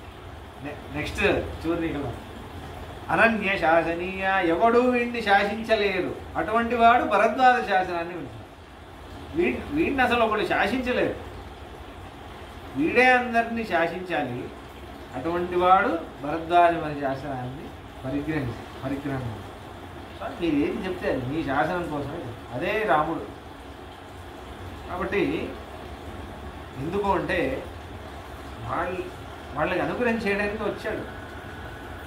ఇప్పుడు భరద్వాజ మహర్షి చిత్రకూటం వెళ్ళు అని ఎందుకు చెప్పారు అంటే ఒకటి చాలా కారణాలు ఉన్నాయి. రాముడు వాక్యాన్ని గ్రహించిన భరద్వాజ మహర్షి చిత్రకూటం వెళ్ళామని చెప్పారు అని నేను చూశాను. విషయం ఏంటంటే పాదుకా ప్రదానం జరగాలంటే ఒక అందమైన ప్రదేశంలో జరగాలి. రామ పాదుకలు ఒక వైభవం తెలియాలంటే దానికి అని ప్రత్యేకించి ఒక స్థలం చిత్రకూటం, అందమైన ప్రదేశం. దాని తర్వాత సీతారాములు మాత్రం కలిసి హాయిగా ఉండడానికని ఒక ప్రదేశం. ఇంకా ముఖ్యమైన విషయం ఏంటంటే భరద్వాజ మహర్షికి అప్పుడు తెలిసింది 2 చోట్లే. ఒకటి ప్రయాగ, ఒకటి చిత్రకూట. ఎందుకు అంటే చిత్రకూటలో వాళ్ళ గురువు ఉన్నారు, వాల్మీకి మహర్షి. వాల్మీకి మహర్షి చిత్రకూటంలో ఉన్నారు. ఆయనకు తెలిసింది రెండే, ఒకటి నా దగ్గరైనా ఉండు, లేకపోతే మా గురువు గారి దగ్గర ఉండు, మేము ఇద్దరమే నిన్ను బాగా చూసుకోగలం అని ఆయనకి నమ్మకం. భరద్వాజ మహర్షి వాల్మీకి మహర్షి ఒక కొడుకు అని వాల్మీకి మహర్షి అంటున్నారు, అదే శిష్యుడు అని. వాల్మీకి మహర్షి యొక్క శిష్యుడు అని 2వ సర్గలోనే వస్తుంది. గర్ధమమిదం తీర్థం భరద్వాజ నిశామయ. వాల్మీకి మహర్షి స్నానం చేయడానికి వెళ్తున్నారు తమసా నది తీరంలో. అప్పుడు ఆ తీర్థం ఎంత ఆనందం భరద్వాజ చూడరా ఎంత అందంగా ఉంది ఈ తీర్థం అని తమసా నది తీర్థాన్ని అంటున్నారు. తమసా నది ఆ వాల్మీకి ఆశ్రమం, సీతమ్మ మళ్ళీ వాల్మీకి మహర్షి ఆశ్రమానికి వస్తుంది ఉత్తరాఖండ్లో. అప్పుడు ఇప్పుడు ఆ ఆశ్రమం ఎక్కడుంది, మన బిట్టూర్ అని ఒక ప్లేస్ ఉంది, అక్కడ ఉత్తరప్రదేశ్లోనే అక్కడ బిట్టూర్ అని ఒక ప్లేస్ ఉంది, అక్కడ ఉంది వాల్మీకి మహర్షి ఆశ్రమం. కానీ రాముడు చిత్రకూటం వచ్చినప్పుడు వాల్మీకి మహర్షి చిత్రకూటంలో ఉంటున్నారు, చిత్రకూటంలో వాసం చేస్తున్నారు. తర్వాత అక్కడికి వెళ్ళారు ఆశ్రమం. అక్కడే నారద మహర్షి వచ్చి ఆయనకి అనుగ్రహం చేస్తారు. ఇప్పుడు రాముడు చిత్రకూటం వెళ్ళిందే వాల్మీకి మహర్షి అనుగ్రహం చేయడానికే. సీతారామ లక్ష్మణుడితో పాటు వెళ్ళి 2 నెలలు వాల్మీకి మహర్షి ఆశ్రమం పక్కనే ఉండబోతున్నాడు. ఎందుకంటే ఆ వాల్మీకి మహర్షే తర్వాత రామాయణం రాయేస్తారని తెలిసాను. ఆ అనుగ్రహం చేయడానికే పక్కనే ఉండి అనుగ్రహం చేస్తారు. ఇప్పుడు భరద్వాజ ముందు శిష్యుడిని అడిగారు కదా, ఇప్పుడు గురువు ఆచార్యుడి దగ్గర వెళ్తున్నారు రాముడు. అయితే తేషాం స్వస్థైనం చైవ మహర్షిస్స చకారః స్థితాన్ ప్రేక్షతాంశ్చైవ పితాపుత్రాణి పౌరసాన్. అయితే భరద్వాజ మహర్షి ఇలా పిలిచి రూట్ చెప్తున్నారు. రూట్ చెప్పేటప్పుడు ఎలా చెప్తారంటే వాల్మీకి మహర్షి చెప్తున్నారు, ఒక నాన్న కొడుకుకి చెప్తే ఎలా చెప్తారో అలా చెప్తున్నారు. ఇక్కడ వెళ్ళొద్దు, అక్కడ ఆయన ఉంటారు, అక్కడ ఇంట్లో అంటే క్షేమాలన్నీ చెప్తారు కదా, అక్కడ కాళ్ళు పెట్టద్దు, ఇక్కడ వెళ్ళొద్దు, అంత డీటెయిల్గా చెప్తున్నారు. తత ప్రత్యక్రమే వక్తుం వచనం స మహాముని భరద్వాజో మహాతేజో రామం సత్యపరాక్రమం గంగా యమునయోర్ సంధిం ఆసాద్య మనుజర్షభౌ కాళిందీమనుగచ్చేతాం నదీం పశ్చాన్ముఖాశ్రితం అదాసాద్యతు కాళిందీ ప్రతిశ్రోత సమాగతం తస్యాస్తీర్థం ప్రచరితం ప్రగామం ప్రేక్షరాఘవ తత్ర యూయం ప్లవం కృత్వా తరతాం సుమతీం నదీం. రామ ఇక్కడ నుంచి ఈ త్రివేణి సంగమం దగ్గరికి వెళ్ళు. అక్కడ గంగా యమున, గంగా నది యొక్క పశ్చిమం వైపు యమునా నది ఇలా వస్తూ కలుస్తుంది. గంగా నది దగ్గర ఆ సంగమం దగ్గర యమునా నది వైపు నడుస్తూ వెళ్ళు. ఆ యమునా నదిలో దాని తర్వాత యమునా నదిని దాటాలి. దాటుతూ ఉంటే యమునా నది దాటాక తతో న్యగ్రోధమాసద్య, మీరు దాటాలని ఏమొస్తుందంటే యమునా నది దాటి ఆవలి ఒడ్డుకు వెళ్ళారంటే అక్కడ ఒక పెద్ద మర్రి చెట్టు ఉంటుంది. దేవతలందరూ పూజించిన చెట్టు అది. దాన్ని శ్యామవటం అని అంటారు. శ్యామవటం దాన్ని మహర్షులందరూ పూజించారు. ఏది అడిగితే ఆ వరప్రదానం చేసే వటవృక్షం. కాబట్టి దాన్ని దర్శించి సీతని దర్శించమని చెప్పు అని అంటున్నారు. క్రోశమాత్రం తతో గత్వా కాబట్టి ఏమంటున్నారు, తస్మిన్ సీతాంజలిం కృత్వా మృత్యుంజీతాశిషాం క్రియాం. అక్కడ సీతమ్మ నువ్వు అక్కడ వెళ్ళి ఆ చెట్టుని నమస్కారం చేయమ్మా అని భరద్వాజ మహర్షి ఉపదేశం చేస్తుంది.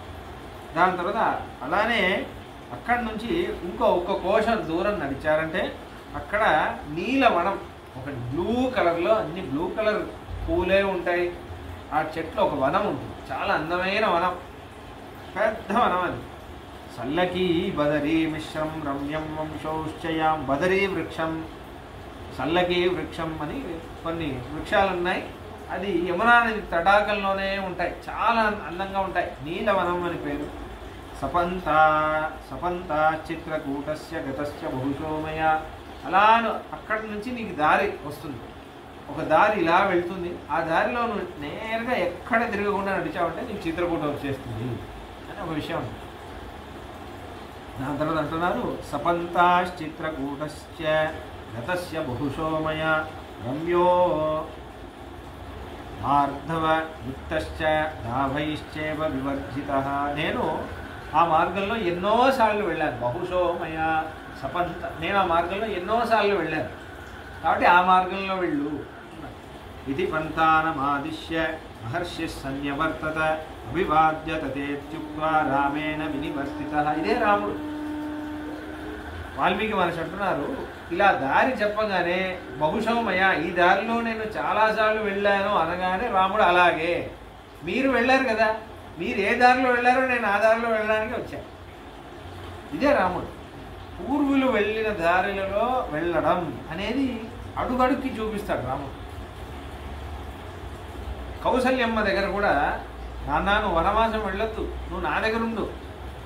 నాన్న చెప్పింది వినాలంటే అమ్మ చెప్పింది కూడా వినాలి, నాతోనే ఉండు అని అంటే రాముడు ఇదేమంటాడు, గతో మార్గోనుగమ్యతే. అమ్మ నేను కొత్తగా ఏం ధర్మం చేయట్లేదు, పూర్వులు వెళ్ళిన మార్గంలో వెళ్తున్నాను, పెద్దలు వెళ్ళిన మార్గంలో వెళ్తున్నాను, మహనీయులు మహర్షులు వెళ్ళిన మార్గంలో వెళ్తున్నాను.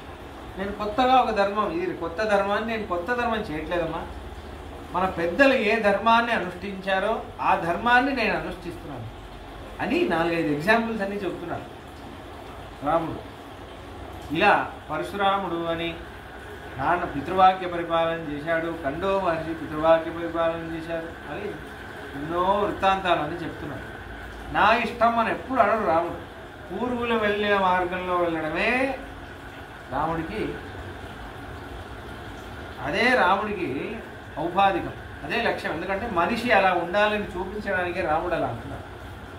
నేనే సొంతంగా ఒక మార్గం సృష్టిస్తాను అని ఇప్పుడంతా కొంచెం అహంకారపూరితంగా మాట్లాడుతున్నాను. ఒకళ్ళు వెళ్ళిన మార్గంలో నేను కొత్తగా ఒక మార్గం సృష్టిస్తాను. ఎప్పుడు పూర్వులు, మీరు కావాలంటే చూడండి, అడవిలో అందరూ వెళ్ళిన మార్గమే సురక్షితంగా ఉంటుంది. మీరు కొత్తగా ఒక మార్గం సృష్టించారనుకోండి, కష్టపడతారు.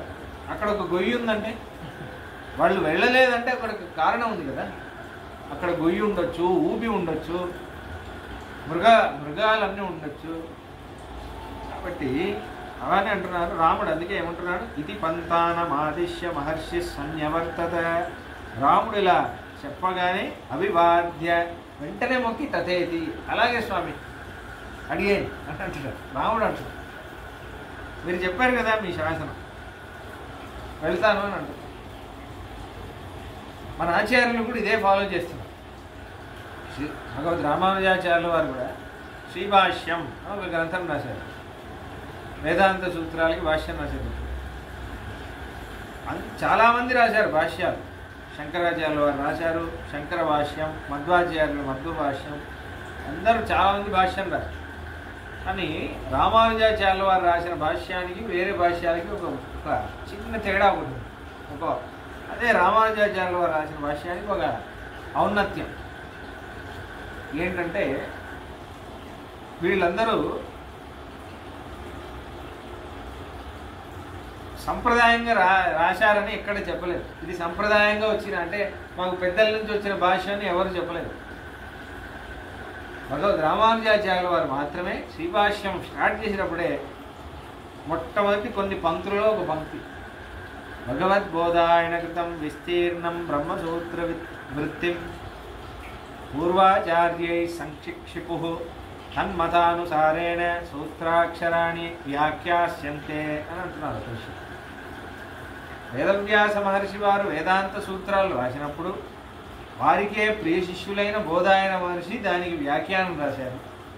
ఆ వ్యాఖ్యానాన్ని మన సంప్రదాయంలో చాలామంది ఉపదేశం చేస్తూ వచ్చారు. ఆ పూర్వాచార్యులు చెప్పిన ఉపదేశానికి అదే అనుసారంలో వాళ్ళు చెప్పిన సంప్రదాయంగా మనకు వచ్చిన అర్థంను అనుసరిస్తూ నేను ఈ భాష్యం రాస్తున్నాను అని. ఇదే మన సంప్రదాయానికి ఒక ఉన్నతి శ్రీ వైష్ణవం. ఇంకో విషయం కూడా ఇలానే, శరణాగతి అని మన సంప్రదాయంలో ఉంటుంది. ఏమీ అవసరం లేదు, ఒక మంచి సదాచారాన్ని ఆశ్రయిస్తే చాలు. వాళ్ళు మన కోసం శరణాగతి అని అనుష్ఠానం చేస్తారు. మనకి ఇంకేం అవసరం లేదు, మనకి ముక్తి వచ్చేస్తుంది, ఇదే జన్మలో వచ్చేస్తుంది, మనమేం కష్టపడే అవసరమే లేదు. శ్రీ వైష్ణవ సంప్రదాయంలో ఉన్న ఒక సదాచార్యుల వారి దగ్గర శంకు చక్రాలు తీసుకొని వైష్ణవుడిగా మారి చేస్తే వాళ్ళు మనకి కోసం శరణాగతి అని వాళ్ళు అనుష్ఠానం చేస్తారు. ఇలా చేస్తే ముక్తి వస్తుందా? శరణాగతి వల్ల శరణాగతి చేస్తే ముక్తి వస్తుందా అంటే వేదాంతేశి స్వామి చాలా విస్తారంగా ఇదంతా చర్చ చేస్తున్నారు.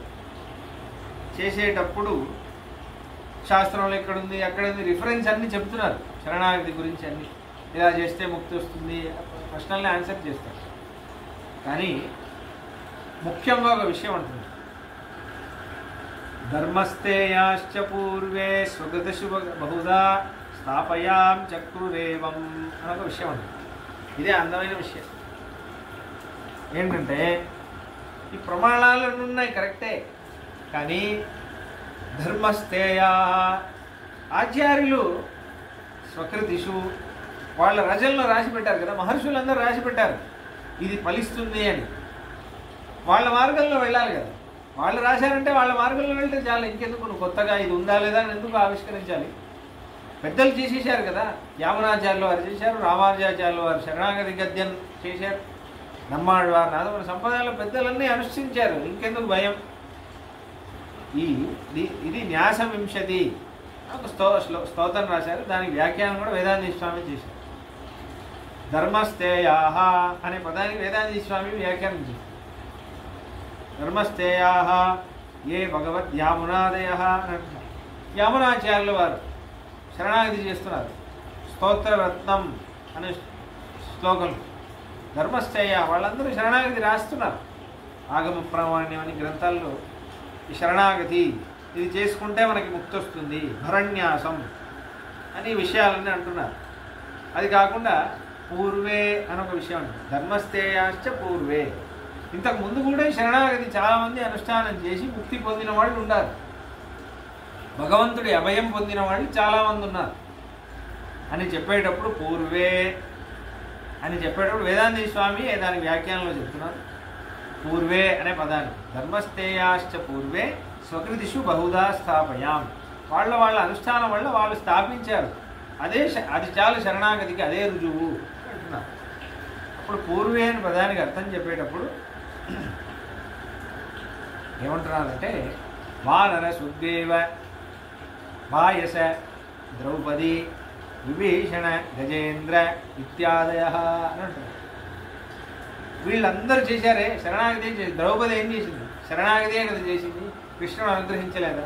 సుగ్రీవుడు చేశాడే, వానరులు చేశాడే, కాకాసురుడు చేశాడే, విభీషణుడు చేశాడే, ఇంతమంది చేస్తే స్వామి అనుగ్రహించాడే. అదే పూర్వులు వెళ్ళే మార్గం, వాళ్ళు వెళ్ళిన మార్గంలో వెళ్ళడమే. వాళ్ళందరూ ఎలా శరణాగతి చేస్తే ఎలా ముక్తిని పొందారో మనం కూడా అంతే. ఇంకేం ప్రమాణం కావాలి? వాళ్ళకో ధర్మం మనకో ధర్మం అని చెప్పాడు కదా స్వామి. స్థాపయా, వాళ్లే స్థాపించారు ఈ ధర్మాన్ని. కాబట్టి పూర్వులు వెళ్ళిన మార్గంలో వెళ్ళడం శ్రేయస్కరం. ధర్మస్థేయా ఆచార్యులు చెప్పారు, భక్తులు అనుష్ఠానం చేసి చూపించారు. కాబట్టి శరణాగతియే ఉన్నతమైన మార్గం అని స్థాపిస్తున్నారు. ఇది పాసురంలో కూడా చెప్తున్నారు, తమిళ్లో వినండి. తమిళ పాసురం మీకు అర్థం కాదు కానీ వినండి.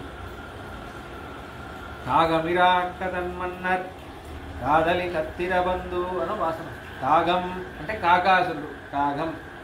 ఇరాక్కదన్మన్నర్, ఇరాక్కదన్మన్నర్ రాక్షసుల రాజు విభీషణుడు. మన్నర్ కాదలి పాండవుల పత్ని ద్రౌపది. కత్తిరబంధు క్షత్రబంధు అని ఒకడు. చేసిందంత పాపమే, జస్ట్ ఒక ఆచార్యుని ఆశ్రయించాడు అంతే. ఆచార్యుడి సంబంధం వల్ల ముక్తి వచ్చింది. క్షత్రబంధు నాగమిరాకదన్మన్నర్ కాదలి కత్తిరబంధు. నాగం అంటే ఏంటి? ఏనుక్కి నాగం అని పేరు. గజేంద్రుడు గజేంద్ర మోక్షం వచ్చింది కదా. ఎలా వచ్చింది? ఆ గజేంద్రుడికి వచ్చిన స్వామి మనకి కాపాడడా? నాగం అరన్ అయర్ నాగమరన్ అయర్ముదల నాగనగర నాకం. నాకనగర్ అంటే స్వర్గంలో ఎవరుంటారు? దేవతలందరూ. నాగనగరార్ నాకం అంటే స్వర్గం అని అర్థం. స్వర్గనగరం అంటే ఇంద్రనగరం. ఇంద్రనగరంలో ఉన్న నాగనగరారు ఆ వాసులు తమకు వాళ్ళకి కూడా దేవతలకు కూడా వీడే అనుగ్రహం చేస్తాడు. ఇంద్రుడైనా సరే రావాలి. రామావతారం చూడండి, కృష్ణావతారం చూడండి, అందరూ వచ్చి స్వామి దగ్గర వేడుకోవాలి. స్వామి నువ్వు రక్షించు రక్షించు అని వేడితే వచ్చేవాడు ఈయనే. ఈయన ఒకళ్ళని వెళ్ళి రక్షించు అని అడిగినట్టు ఎక్కడ ఉండదు. అందరూ ఈయన దగ్గరే రావాలి. బ్రహ్మ ఈయన దగ్గరే రావాలి, ఇంద్రుడు ఈయన దగ్గరే రావాలి, శివుడు ఈయన దగ్గరే రావాలి. శివుడికి కూడా వచ్చాడు ఒకసారి భస్మాసురుడు అనుకోడు. కాపాడంటే స్వామి మోహిని అవతారం చేసి భస్మాసురుడిని చేశాడు. అందరికీ ఈయనే రక్షించాలి. ఈయన ఒక్కడే ఎవరి రక్షణ ఎదురు చూడని రక్షకుడు శ్రీమన్నారాయణ. కాబట్టి నాగనగరార్తమக்கும் భోగముయిర్ వీడుపెర పొన్నరుள் செய்தமை కండు నాగమలై నాయకనార్ నల్లడి పోదడైందేనే. ఇలా అందరికీ ఎవరు శరణాగతి చేసినా ముక్తి ఇచ్చేవాడు ఉన్నాడే. వాడు ఎక్కడున్నాడు? ఈ హస్తిగిరి అనే మలలో వరదరాజస్వామిలా కాంచీలో వేయించేసి ఉన్నాడే. వాడిని పట్టుకుంటే సరిపోదా అని అంటున్నారు వేదాంతేశ్వరు. అంటే ఇక్కడ విషయం ఏంటంటే పూర్వులు వెళ్ళిన మార్గంలో వెళ్ళడం ముఖ్యం. కాబట్టి దాంట్లో ఈ భక్తి యోగం, ఈ తపస్సు, యాగం, యజ్ఞం, జ్ఞానం ఇదంతా మనకి రాదు. కాబట్టి పూర్వులు అనుష్ఠానం చేసి చూపించినట్టు ఒక మంచి ఆచారం, ఒక వైష్ణవ సంప్రదాయంలో, నామానుజ సంప్రదాయంలో ఉన్న ఒక ఆచారాన్ని ఆశ్రయిస్తే, వాళ్ళ దగ్గర శంకుచక్ర సంస్కారం తీసుకుంటే ఇంకేం అవసరం లేదు. సమాశ్రయణ వరణ్యాసాలు శరణాగతి చేసుకుంటే చాలు. ముక్తి మనకి ఆటోమేటిక్గా వస్తుంది. వాళ్ళ ప్రభావం వల్ల, ఆచార్య సంబంధం వల్ల మనకి ముక్తి. కాబట్టి అందుకే అవన్నీ అది దానికి ఎవరైనా అందరూ అర్హులే దానికి. ఇది రామానుజ సంప్రదాయంలో మాత్రమే సాధ్యం. వేరే వైదిక సంప్రదాయాల్లో వేరే వాళ్ళకి ముక్తికి మార్గం ఎలా అంటే వాళ్ళకి తెలియదు. ఈ జన్మలోనే ముక్తికి మార్గం ఎలా అంటే కూడా తెలియదు. మన సంప్రదాయంలోనే అందరూ ముక్తికి అర్హులే. ఇదే జన్మలో మీకు ముక్తి పొందడానికి మీరు అర్హులే. మీరు ఎటువంటి వారైనా కానివ్వండి. ఇంకోటి ఏంటంటే మీరు పెద్దగా కష్టపడే అవసరం కూడా లేదు. మీ ఆచార్యుని ఆచరించండి చాలు. ఎవరు పడితే వాళ్ళని ఆచార్యుడిగా ఆచరించండి కాదు. శ్రీవైష్ణవ సంప్రదాయంలో ఉన్న ఆచార్యులను ఆచరిస్తే ఇదే పూర్వులు వెళ్ళిన మార్గం. అదే విషయమే రాముడు ఇక్కడ అనుష్ఠానం చేసి చూపిస్తుంది. ఇది పంతానమాదిశ్య మహర్షి సన్యవర్తత అభివాద్య తదేత్యుక్తాం రామేణ వినివర్తితః ఉపావృత్తే మునో తస్మిన్ రామో లక్ష్మణమబ్రవీత్ కృతపుణ్యాశ్మ భద్రం తే మునిర్యన్నోనుకంపతే.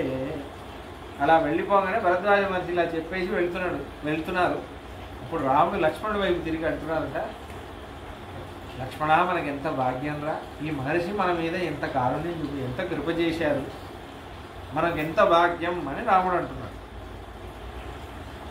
ఈ రాముడి నుంచి నేర్చుకోవాలి కొన్ని గుణాలను. రాముడు చెప్తే చాలా సులభంగా చెప్పేస్తాడు, కానీ ఆయన ఎంత కృప చేశాడు అని అంటున్నారు.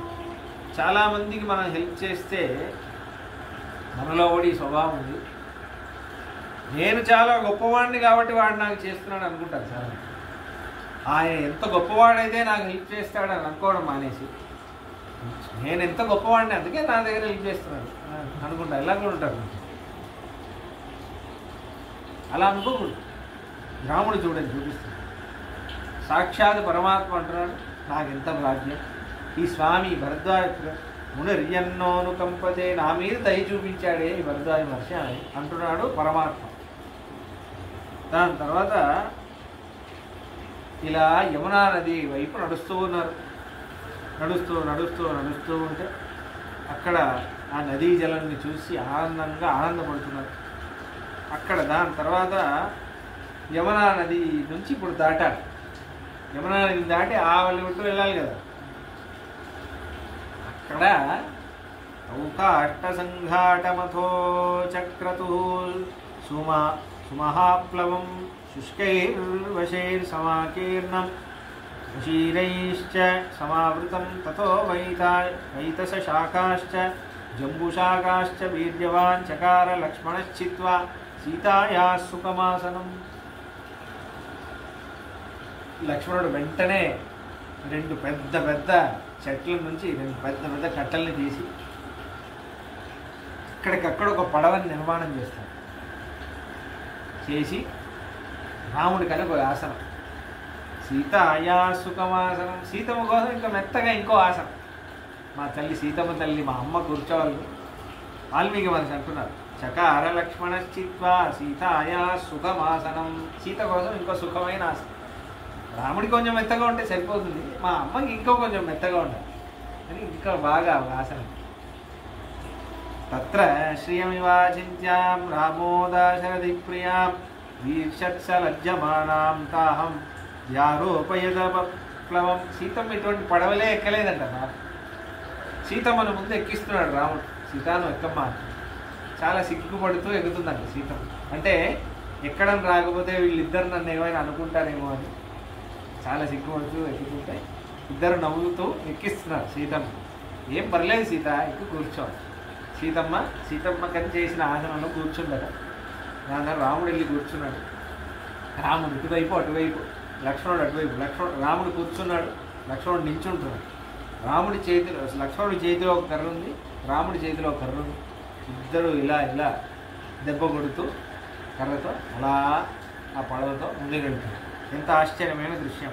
ఆరోప్య సీతాం ప్రథమం సంఘాటం పరిగృహ్యతౌ తతఃప్రతేర్తుర్యుక్తౌ ప్రీతో దశరథాత్మజో కాళిందీ మధ్యమాయాతా సీతాస్తు ఏనామవందత స్వస్తి దేవి తరామి త్వాం పారయేన్మే పతివ్రతం. ఇలా గంగానది మధ్యలో రాగానే సీతమ్మ యమునా నది మధ్యలో రాగానే సీతమ్మ యమునా నదికి నమస్కారం చేసింది. తల్లి స్వస్తి దేవి తమ, నీకు నమస్కారం అమ్మ. మా ఆయన ఎంతో పెద్ద వ్రతం చేస్తున్నారు, వనవాసం వెళ్తున్నారు. మా ఆయనకి లక్ష్మణుడికి ఏమాత్రం హాని కలగకుండా చాలా సంతోషంగా నిర్విఘ్నంగా వనవాసం పూర్తి చేసుకొని మళ్ళీ ఆయన రాజు అయ్యేటట్టు నువ్వు అనుగ్రహించతల్లి.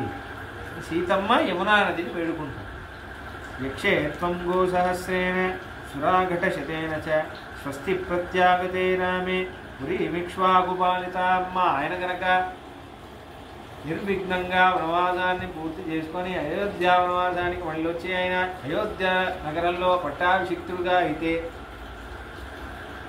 నీ పేరు మీద నేను బ్రాహ్మణులకి నీ సంతోషం కోసం నేను 1000 ఆవుల్ని దానం చేస్తాను అని అంటున్నారు. గంగా నదిలో ఉన్న దేవతలందరికీ, గంగా నది ఒడ్డులో ఉన్న అన్ని దేవతల గుళ్ళకి నేను పూజ చేయిస్తాను, ఏర్పాటు చేయిస్తాను, నువ్వు అనుగ్రహించు అని అంటున్నారు. కాళిందీమత సీతాదు యాజమానా కృతాంజలి చీరం మేవాభి సంప్రాప్త దక్షిణం వరవర్ణిని తతప్లవేనాం సుమతీం శీఘ్రగాం మూర్మిమాలినీం ధీరజే బహుభిర్వృక్షేర్ సంతయేరయుర్మనానదీం. ఇలా వెళ్తున్నారు. దాని తర్వాత నదిని దాటారు. నదిని దాటగానే భరద్వాజ వారు చెప్పిన శావవటం ఆ వృక్షం వచ్చింది, మర్రి చెట్టు పెద్దది. అక్కడ వెళ్ళి అక్కడ సీతమ్మని ప్రదక్షిణ చేసి మొక్కమన్నారు కదా. యగ్రోధం సముపాగమ్య వైదేహీ చాప్యవందత నమస్తేస్తు మహావృక్ష పారయేన్మే పతివ్రతం కౌసల్యా చైవ పశ్యేమ సుమిత్రా చ యశస్విని ఇది సీతాంజలిం కృత్వా పర్యగచ్చన్మనస్విని. ఓ మహావృక్షమా, నన్ను నమస్కరించు తల్లి. నా పాతివ్రత్యాన్ని నువ్వే రక్షించాలి, నువ్వే కాపాడాలి, మా ఆయనకి ఏ లోటు కలగకూడదు. భారతీయ స్త్రీలకి ఇది ఒక గొప్ప లక్షణం. ఎక్కడ వెళ్ళినా ఆయన ఒక క్షేమాన్ని అడుగుతారు. ఎందుకంటే ఆయన క్షేమంగా ఉంటే నన్ను ఆయన క్షేమంగా చూసుకుంటారు. ఈయన కూడా అంతే. ఈయన అది ఇలా అడగచ్చు అంటే అడగాలి. గృహస్థుడిగా ఉన్నప్పుడు అడగాలి. పెళ్ళి ఎందుకు చేశారు? ఒకళ్ళ కోసం, ఒకళ్ళ హితం కోసం చేశారు కదా. కాబట్టి ఈయన కూడా అడగాలి, ఆయన కూడా అడగాలి. ఆయన తప్పే లేదు, శాస్త్ర సమ్మతమే. ఆవిడ బాగుండాలి. అందుకే ఆయన ప్రతిరోజు ఆశీర్వాదం చేయాలని ఉంది. అందుకే మాంగళ్య సూత్రం అని అన్నీ ఆయన అనేటప్పుడు ఏమో మాంగళ్యం తంతునాదేనా మమ జీవన హేతున నీ కంఠే బద్నామి, నా జీవన హేతు కోసం నీకు కడుతున్నాను. నువ్వు ఇది వేసుకుంటే నేను ఇంకా ఆయుకాలంతో ఉంటాను, నేను ఆయుకాలంతో ఉంటే నేను నీ కోసం ప్రతిరోజు కోరుతూ ఎందుకంటే ధర్మశాస్త్రంలో ఏముందంటే భర్త కోరినా కోరకపోయినా, భార్య అంటే ఇష్టం ఉన్నా లేకపోయినా, భర్త ఏదైనా ధర్మకార్యం చేస్తే బై డిఫాల్ట్ భార్య దాంట్లో పార్టిసిపేట్ చేసినా చేయకపోయినా 50% పుణ్యం ఆవిడికి, చేసినా చేయకపోయినా 50% ఆవిడదే. ఆవిడ ఏది చేయకపోయినా పర్వాలేదు, ఈయనే మొత్తం చేసినా 50% ఆవిడదే. కాబట్టి ఒక ఉపకారం చేస్తున్నాడు కదా ఆయన, అందుకే అడుగుతారు. నేనే అడగాల, ఆయన ఎందుకు అడగకూడదు? ఎందుకంటే ధర్మశాస్త్రం యొక్క లా మీరు అర్థం, నేను చాలా ఎపిసోడ్లో చెప్పాను, ఇది మళ్ళీ చెప్పాలి. ఎందుకంటే అప్పుడే ఇది మనకి కుదిటిగా మనసులో ఉంటుంది. మనుస్మృతి మొదలైన ధర్మశాస్త్రంలో ఏముందంటే, మీరు ఈక్వాలిటీ అని మీరు చెప్తున్నారు కదా ఒక ఈక్వేషన్, ధర్మశాస్త్రంలో ఈక్వేషన్ కాదు, మీరు చెప్పే మీరు లాజికల్గా అప్లై చేసే ఈక్వేషన్ అక్కడ పనికిరాదు. ధర్మశాస్త్రం ఏమి ఈక్వేషన్ చెప్తుందో అదే ఈక్వేషన్. హస్బెండ్ అండ్ వైఫ్ రిలేషన్షిప్లో ధర్మశాస్త్రం చెప్పే ఈక్వేషన్ ఏంటంటే, భర్త ఏ పుణ్యం చేసినా భార్యకి 50%, పాపం చేస్తే వెళ్ళదు, పాపం చేస్తే భర్తదే, 100% భర్తదే. భార్య పుణ్యం చేసింది అనుకోండి 100% ఆవిడదే, భర్తకి 1% కూడా వెళ్ళదు. పాపం చేస్తే 50% ఆయనకి వెళ్తుంది. భార్య పాపం చేస్తే దాంట్లో ఈయన ఆమోదించినా వద్దు నువ్వు చేయొద్దు అన్నా అవన్నీ అన్నా సరే, ఆవిడ పాపం చేస్తే 50% ఈయనకు వస్తుంది. ఇది ధర్మశాస్త్రంలో అంతే ఇది. కాబట్టి ఇప్పుడు ఎవరికి ఎక్కువ ఉపకారం చేస్తున్నారు? భర్త చేస్తున్నారు. ఎందుకు అంటే భర్తని నమ్ముకొని వచ్చింది కదా, ఆవిడ చేసింది చాలా పెద్ద త్యాగం. మీరు ఇల్లు వదిలేసి వెళ్ళి ఇంకో ఇంట్లో ఉండమంటే ఉంటారా మీరు? ఆవిడే కదా వస్తుంది కదా, చాలా పెద్ద త్యాగం. అందుకే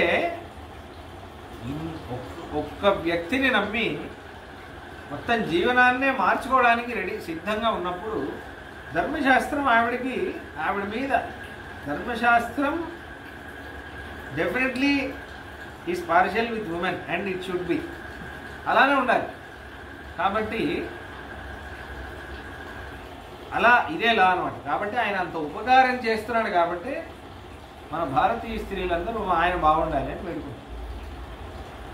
అలా వేడుకోవడంతో పాటు అలా వేడుకుంటున్నారు సరే, కానీ ఇంకో పని చేయాలి ఆడవాళ్ళు.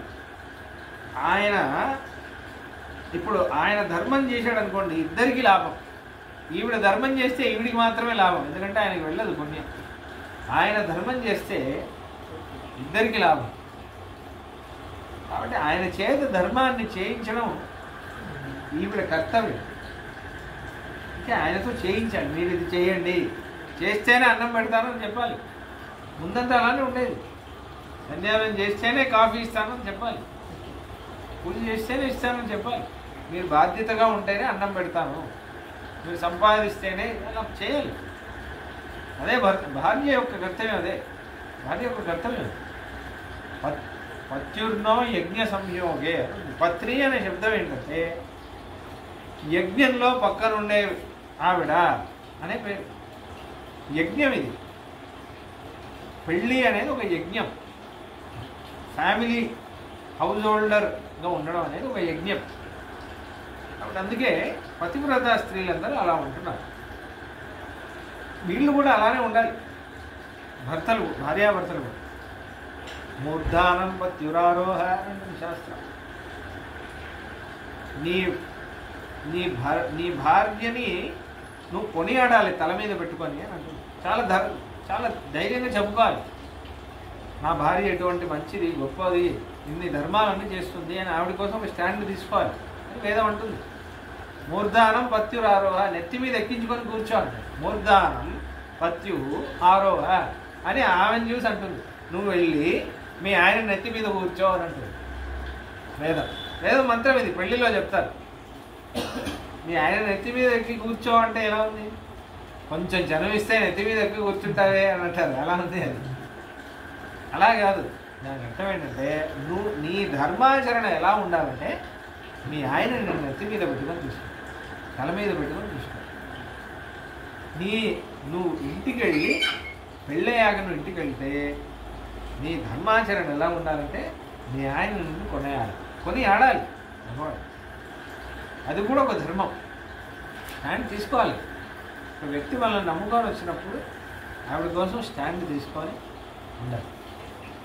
కాబట్టి అందుకే సీతమ్మ ఊరికి రాముడి గురించే వేడుకుంటుంది, మా ఆయన బాగుండాలి. అయితే దాని తర్వాత కౌసల్యాంచైవ పశ్యేమ సుమిత్రాం చ యశస్విని, నేను వెళ్ళి కౌసల్య సుమిత్ర అమ్మల్ని చూడాలి మళ్ళీ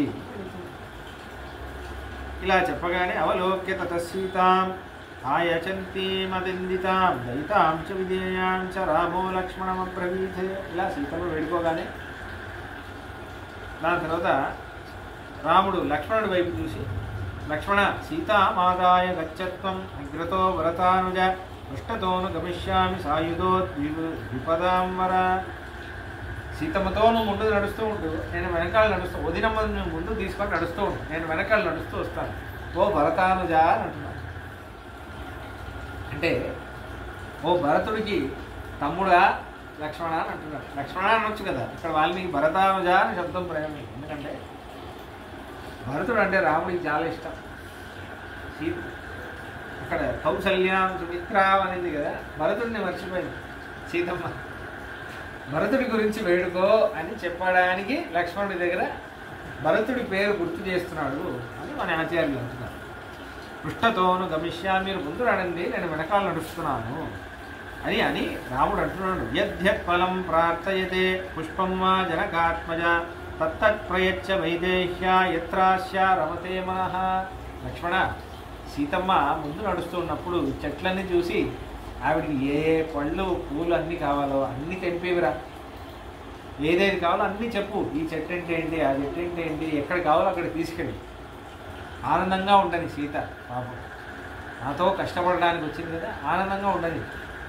ఎక్కడెక్కడ ఆవిడకి ఇష్టమో అన్నీ చూపించాడు అంటుంటే ఇలా ముందు నడుస్తూ ఉన్నారు.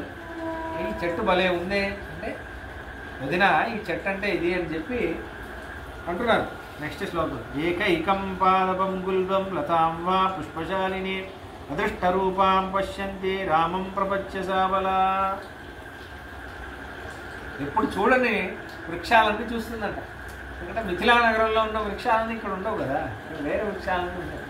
మొదటిసారి అదృష్టపురం, అయ్యో ఈ లత నేను చూడలేదే, ఎంత బాగుంది, ఆ పుష్పం ఎంత బాగుంది, ఈ పళ్ళు ఎంత బాగుంది, ఏమండి ఇది చూసారా అని అడుగుతుందండి. రాముడు వెంటనే సైడ్ చేస్తాడు. లక్ష్మణ్ కావాలా వదినా మీకు అని చెప్పి లక్ష్మణుడు తీసుకొచ్చి ఇస్తాడు. చూసి ఆ పువ్వు ఒక్కొక్క పువ్వుని చూసి ఆనందం పడుతుందంట సీతమ్మ. ఈ చిన్న చిన్న విషయాల్లోనే ఆనందం ఉంది. మనం ఏమనుకుంటాం పెద్ద పెద్ద కట్టడాలన్నీ కట్టి ఇది సంపాదిస్తే ఆనందం ఉంది, చిన్న చిన్న విషయాల్లోనే ఆనందం. ఇద్దరు కలిసి, ఇప్పుడు మొన్న జన్మాష్టమి వచ్చింది, ఇద్దరూ కలిసి కృష్ణుడి కోసం భక్షణాలన్నీ చేస్తుంటే ఒక ఆనందం. రాముడి కోసం ప్రసాదం చేయడం ఒక ఆనందం. రాముడి కోసం ఆరాధనలో ఇద్దరం సగం సగం పనిచేస్తూ, ఇంటి పనులే భార్యాభర్తలు సగం సగం చేస్తూ చేయడం అదొక ఆనందం. దాంట్లోనే ఆనందం ఉంది, చిన్న చిన్న విషయాల్లోనే ఆనందం ఉంది. రమణీయాన్ బహువిధాన్ పాదపాన్ కుసుమోత్కరాన్ సీతావచన సంరబ్ధ ఆనయామాస లక్ష్మణ విచిత్రవాకుల జలాం హంససారసనాదితాం ప్రేమే జనకరాజస్య సుతా ప్రేక్ష తథా నదీం. నదిలో వెళ్తుంటే హంసపక్షులన్నీ వచ్చి నీళ్లు తాగుతూ ఉన్నాయి. అవన్నీ సీతమ్మ హాయిగా చూసి చాలాసేపు అలానే చూస్తున్నాడు. అవి ఎలా కూర్చుంటున్నాయి, ఎలా నీళ్లు తాగుతున్నాయి అన్నీ సీతమ్మ చాలా చాలా కుతూహలంతో, క్యూరియాసిటీతో చూస్తుంది. క్రోశమాత్రం తతో గత్వా భ్రాతరు లావలక్ష్మణు బహూన్మేద్యాన్ మృగాన్ హత్వా చేరతేయుర్మునావనే. అలా నీలవనం అని చెప్పారు కదా, ఒక వనం వస్తుంది బ్లూ కలర్లో, ఆ వనంలో వెళ్ళారు. అక్కడ రాత్రి పడుకున్నారు. ఇంకా 5 నిమిషాల్లో చిత్రకూటం వెళ్ళిపోతారు. చిత్రకూటం వెళ్ళేదాన్ని ఊహించారు. అత యాత్రాం వృతీతాయాం అవస్తుతమనంతరం ప్రబోధయామాస శనేర్లక్ష్మణం రఘుపుంగవ. సౌమిత్రే శృణు వన్యానాం వల్గుం వ్యాహృతాం స్వనం సంప్రతిష్టామహే కాలః ప్రస్థానస్య పరంతప ప్రసుప్తస్తు తతో భ్రాత్రా సమయే ప్రతిబోధితః యహో నిద్రాం చ తంద్రాం చ ప్రసక్తం చ పరిశ్రమం. లక్ష్మణుడు కొంచెం పడుకోని ఉండిపోయాడు పాపం. రాముడు లేపుతున్నాడు, లక్ష్మణ లేదా అంటే లేచి ఇలా చాలా అలసిపోయాడు, ఎంత పని చేస్తున్నాడు. నా అన్నయ్య వచ్చానన్నయ్య. తత ఉత్తాయితే సర్వే స్పృష్ట్వా నద్యాశ్వంజలం పంతానం రుచివిదృష్టం చిత్రకూటం. ఎలా వెళ్ళి నీలవనం నుంచి ఒక కోశం నడిచి చిత్రకూటం వైపు వెళ్తుంటే ఆదీప్తానివ వైదేహి సర్వతః పుష్పితాన్నగాన్ స్వై పుష్పై కించుకాన్ పశ్య మాలిన శిశిరాత్యయే. చాలా అందమైన శ్లోకం. తతః సంప్రస్థితః కాలే రామ సౌమిత్రిణా సహ సీతాం కమలపత్రాక్షీమిదం వచనమబ్రవీత్. చిత్రకూటం చేరుకోగానే అంత ఆనందదాయకంగా ఉంది ఆ వనం. చిత్రకూట మల ఇప్పుడు కూడా మీరు వెళ్ళారంటే అంత ఆనందంగా ఉంటుంది. చాలా ఆనందమైన మల. నాకైతే ఎన్ని ఎక్స్పీరియన్స్ ఉన్నాయో చిత్రకూటలో. ఇక్కడ గుప్త గోదావరి అని ఉంటుంది. గోదావరి నది గుప్తంగా పెద్ద గుహలు, లాంగ్ కేవ్స్ అన్నీ ఉంటాయి. న్యాచురల్లీ ఫార్మ్డ్ కేవ్స్ లోపల చిన్నగా గోదావరి నది అలా వెళ్తుంది. గుప్త గోదావరి చిన్న సన్నగా వెళ్తుంది. మొత్తం నేను మేలో వెళ్ళాను. ఎండ మండే ఎండ, కానీ ఆ గుహలో వెళ్ళగానే ఎక్కడ చూసినా నీళ్ళు చల్లగా ఉంది. దాని లోపల చెట్లు. సీతారాములు 2 months ఉన్నారు. అదే ఆ గుప్త గోదావరి. అది ఏంటి చాలా పెద్దది. అది వెళ్తుంది ఆల్మోస్ట్ ఒక 1 hour అయిపోయింది. నడుస్తున్నా ఇలా తిరుగుతున్నాం ఇలా తిరుగుతున్నాం అలా. గుహలు, న్యాచురల్ ఫార్మేషన్స్, అంత ఆనందంగా ఉంది. అయితే సీతారాములలో వెళ్తుంటే నేను నిజంగా నాకు ఒక అందమైన ఎక్స్పీరియన్స్. అదేమో రాముడు అలా అనుగ్రహించాడు. మేము ఎందుకు వెళ్ళామంటే అక్కడ ఒక ఉత్సవానికి వెళ్ళాం. అక్కడ నుంచి ప్రయాగ్ వెళ్ళి ప్రయాగ్ నుంచి అయోధ్య వెళ్ళాం. అయితే నేను ఇదే అనుకుంటున్నాను, సీతారామ లక్ష్మణులు ఇలా ఉండుంటారు కదా, అలా వచ్చి ఉంటారు, లక్ష్మణుడు ఇక్కడ ఉండుంటారు అలా అనుకుంటున్నారా? మీరు నమ్మరు. అప్పుడే పెళ్ళైన ఒక శ్రీ వైష్ణవ దంపతులు. ఆవిడ మడిలో చాలా ఆచారమైన ఫ్యామిలీ. అమ్మాయి నావల్పాకం. నావల్పాకం అంటే చాలా వైదీకులు, వైష్ణవులు. అప్పుడే పెళ్ళయింది, యవ్వనంగా ఉంటారు. ఆవిడకు 21 years ఉంటుంది. నాకు ఇంకా పెళ్ళి లేదు. ఎప్పుడు 10 years బ్యాక్ చెప్తుంది. నేనే చిన్నవాడిని అప్పుడు వెళ్ళాను. ఆయన కూడా చాలా యంగ్గా, ఎంత అందంగా ఉన్నారో ఇద్దరు. ఆ ముఖంలో అంత కళ, అంత అందంగా ఉన్నారు. ఆవిడ అడుగుతూ ఉంది, ఈయన అన్ని చూపిస్తూ చెప్తున్నారు. మీరు నమ్మరు, పక్కన ఆయన తమ్ముడు. నాకైతే సీతారామ లక్ష్మణుడు వాళ్ళు ఎక్కడ వెళ్తే వాళ్ళు వెంటే వెళ్తుపోతున్నాను. నాకెందుకో సీతారామ లక్ష్మణుడు నా ముందు నడుస్తున్నట్టే ఉంది. ఆ దృశ్యం ఇంకా నా కళ్ళ ముందు. తర్వాత ఆయన పరిచయం, అప్పుడు ఆయన పరిచయం అవ్వలేదు. తర్వాత ఆయన పరిచయం అయినప్పుడు ఆయన దగ్గర చెప్పారు, స్వామి మీకు తెలీదు, ఒకసారి మీరు మీ తమ్ముడితో పాటు మీ పత్నితో పాటు మీరు ఇలా నడుస్తున్నారు గుప్త గోదావరిలో, మీ వెనకాల నేను ఉన్నాను, నాకు అంత ఆనందంగా ఉండింది అంటే, ఏ స్వామి మీరేంటి నన్ను రాముడితో పోలుస్తున్నారని అన్నారు. కానీ నాకు అలా అనిపించింది ఆ భావన. ఎంత ఆనందమైన భావన. నిజంగా ఆయన కూడా ఆ తమ్ముడు అలానే వదిన మధ్య ఈయన అడుగుతుంటే ఆయన సేవలు చేస్తున్నాడు. అంత హాయిగా ఉండింది, అంత అన్యోన్యంగా ఉన్నారు ముగ్గురు. నాకైతే ఆహా ఇంత అనుభవించావయ్యా స్వామి అనుకున్నాను. చాలా ఆనందంగా అనిపించింది.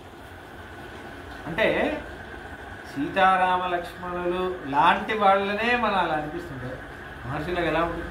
సాక్షాత్ పరమాత్మ మహాలక్ష్మి ఆదిశేషుడు లక్ష్మణుడిగా వచ్చి అవతారం చేసి నడుస్తూ ఉంటే, అయితే అప్పుడు ఈ చిత్రకూట ఉందే,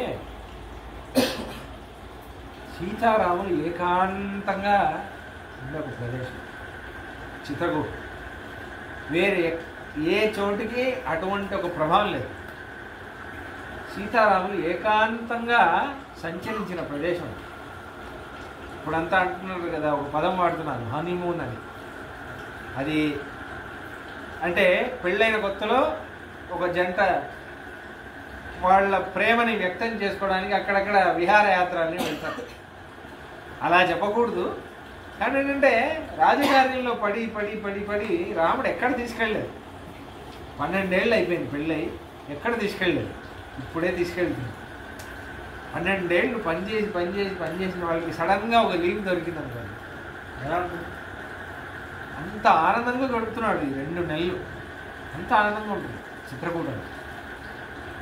ఇంకోటి ఏంటంటే చిత్రకూట వృత్తాంతం అని చాలా చెబుతున్నారు మరి. ఇంత ఆనందంగా ఉంటున్నారు సీతారాములు, చాలా ఆనందంగా ఉంటున్నారు. ఎందుకు చెప్తున్నారంటే ఈ స్వామి సీతమ్మకి ఏ అనుభవం ఇచ్చాడో రామావతారంలో ఆ అనుభవాన్ని భక్తులకు ఇస్తున్నాడు కృష్ణావతారం. గోపికా స్త్రీలకి బృందావనంలో వస్తుంది. ఎందుకంటే సీతారాములు ఇలా ఒక్కొక్క మహర్షి ఆశ్రమానికి వెళ్ళి సంచరించినప్పుడు సీతమ్మ నీతో పాటే ఉందే, లక్ష్మణుడు నీతో పాటే ఉన్నాడు కైంకర్యం చేయడానికి, మాకు అనుభూతి ఎప్పుడు ఇస్తావు అని అడిగినప్పుడు ఈ అవతారంలో సాధ్యం కాదు, నెక్స్ట్ అవతారంలో మీరే గోపికా స్త్రీల్లో వస్తారు, అప్పుడు నేను మీతోనే ఉంటాను అని సీతమ్మతో ఎలా ఉంటాడో స్వామి మనతో అలా ఉంటాడు. అంటే ఇదే స్వామివారి సౌలభ్యం. అంటే ఏంటంటే చూడండి, మీరు అందుకే మీరు అబ్జర్వ్ చేస్తే ప్రత్యేకించి మీరు శ్రీనివాసుడిని, మలయప్ప స్వామి ఉన్నారు కదా, శ్రీనివాసుడు ఉత్సవమూర్తి, మీరు అబ్జర్వ్ చేయండి. ఇక్కడ మహాలక్ష్మి అమ్మవారి పథకం ఉంటుంది, ఇక్కడ పక్కన కౌస్తుభం అని ఒక పథకం ఉంటుంది. కౌస్తుభం అంటే బ్లూ కలర్ ప్లస్ లాగా ఉంటుంది. ఇలా మన స్వామి కూడా ఉంది చూడండి, ఉత్సవ స్వామి ఉంటుంది, హృదయంలో కౌస్తుభం ఉంటుంది. ఆ కౌస్తుభం అనేది జీవాత్మ, మనమందరం.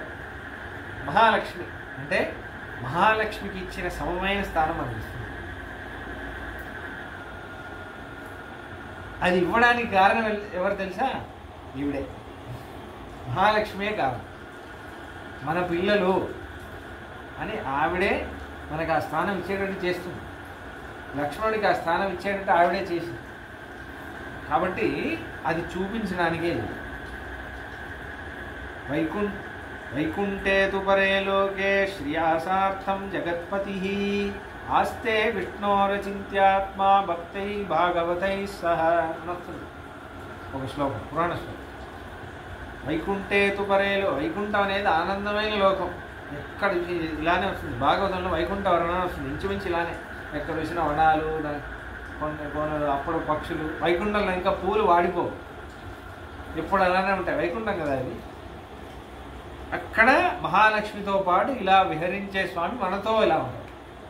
శ్రియాసార్థం జగత్పతి, శ్రియాసార్థం, శ్రియా అంటే మహాలక్ష్మితో పాటున్న జగత్పతి, వాడు ఎలా ఉంటున్నాడు? భక్తై భాగవతై సహ, భక్తులతో పాటు ఉంటున్నాడు. మనకి కూడా అటువంటి అనుభవం ఇస్తున్నాడు, అనుభూతిని ఇస్తున్నాడు. వాడు ఒక్కడే ఇలా చేయగలడు, ఈవిడ ఒక్కటే అలా ఉండగలదు. మన ఆచార్యులు ఒక ఉదాహరణ చెప్తారు.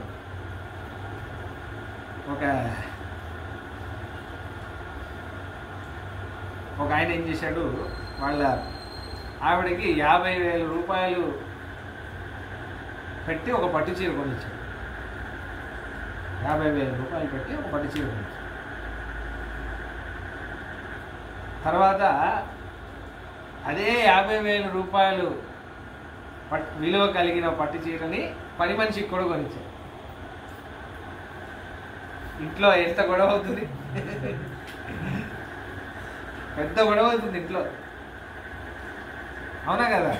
అలా ఎలా మీరు కొనిస్తారు, ఏం జరుగుతుంది అంటారు కదా. కానీ ఇక్కడ మహాలక్ష్మి ఆవిడికి సమమైన స్థానం మనకి ఇమ్మని ఆవిడ పోట్లాడి మనకి ఇప్పిస్తుంది. అంటే ఎటువంటి దాంపత్యమై ఉండాలి, అదే స్వామి. కాబట్టి అలా పశ్యబల్లాతకాన్ బిల్వాన్ నరేన్ అనుపసేమితాన్ సీత. ఈ బల్లాతక వృక్షం చూడు, బల్లాతక వృక్షం ఒక వృక్షం, రామాయణంలో ఏ ఏ వృక్షాలు ఉన్నాయి అని ఒక ఆయుర్వేదం రీసెర్చ్ అన్ని చాలా బుక్స్ ఉన్నాయి, దాంట్లో చదువుకోండి. రామాయణంలో ఎన్నో వృక్షాల పేర్లు ఉన్నాయి.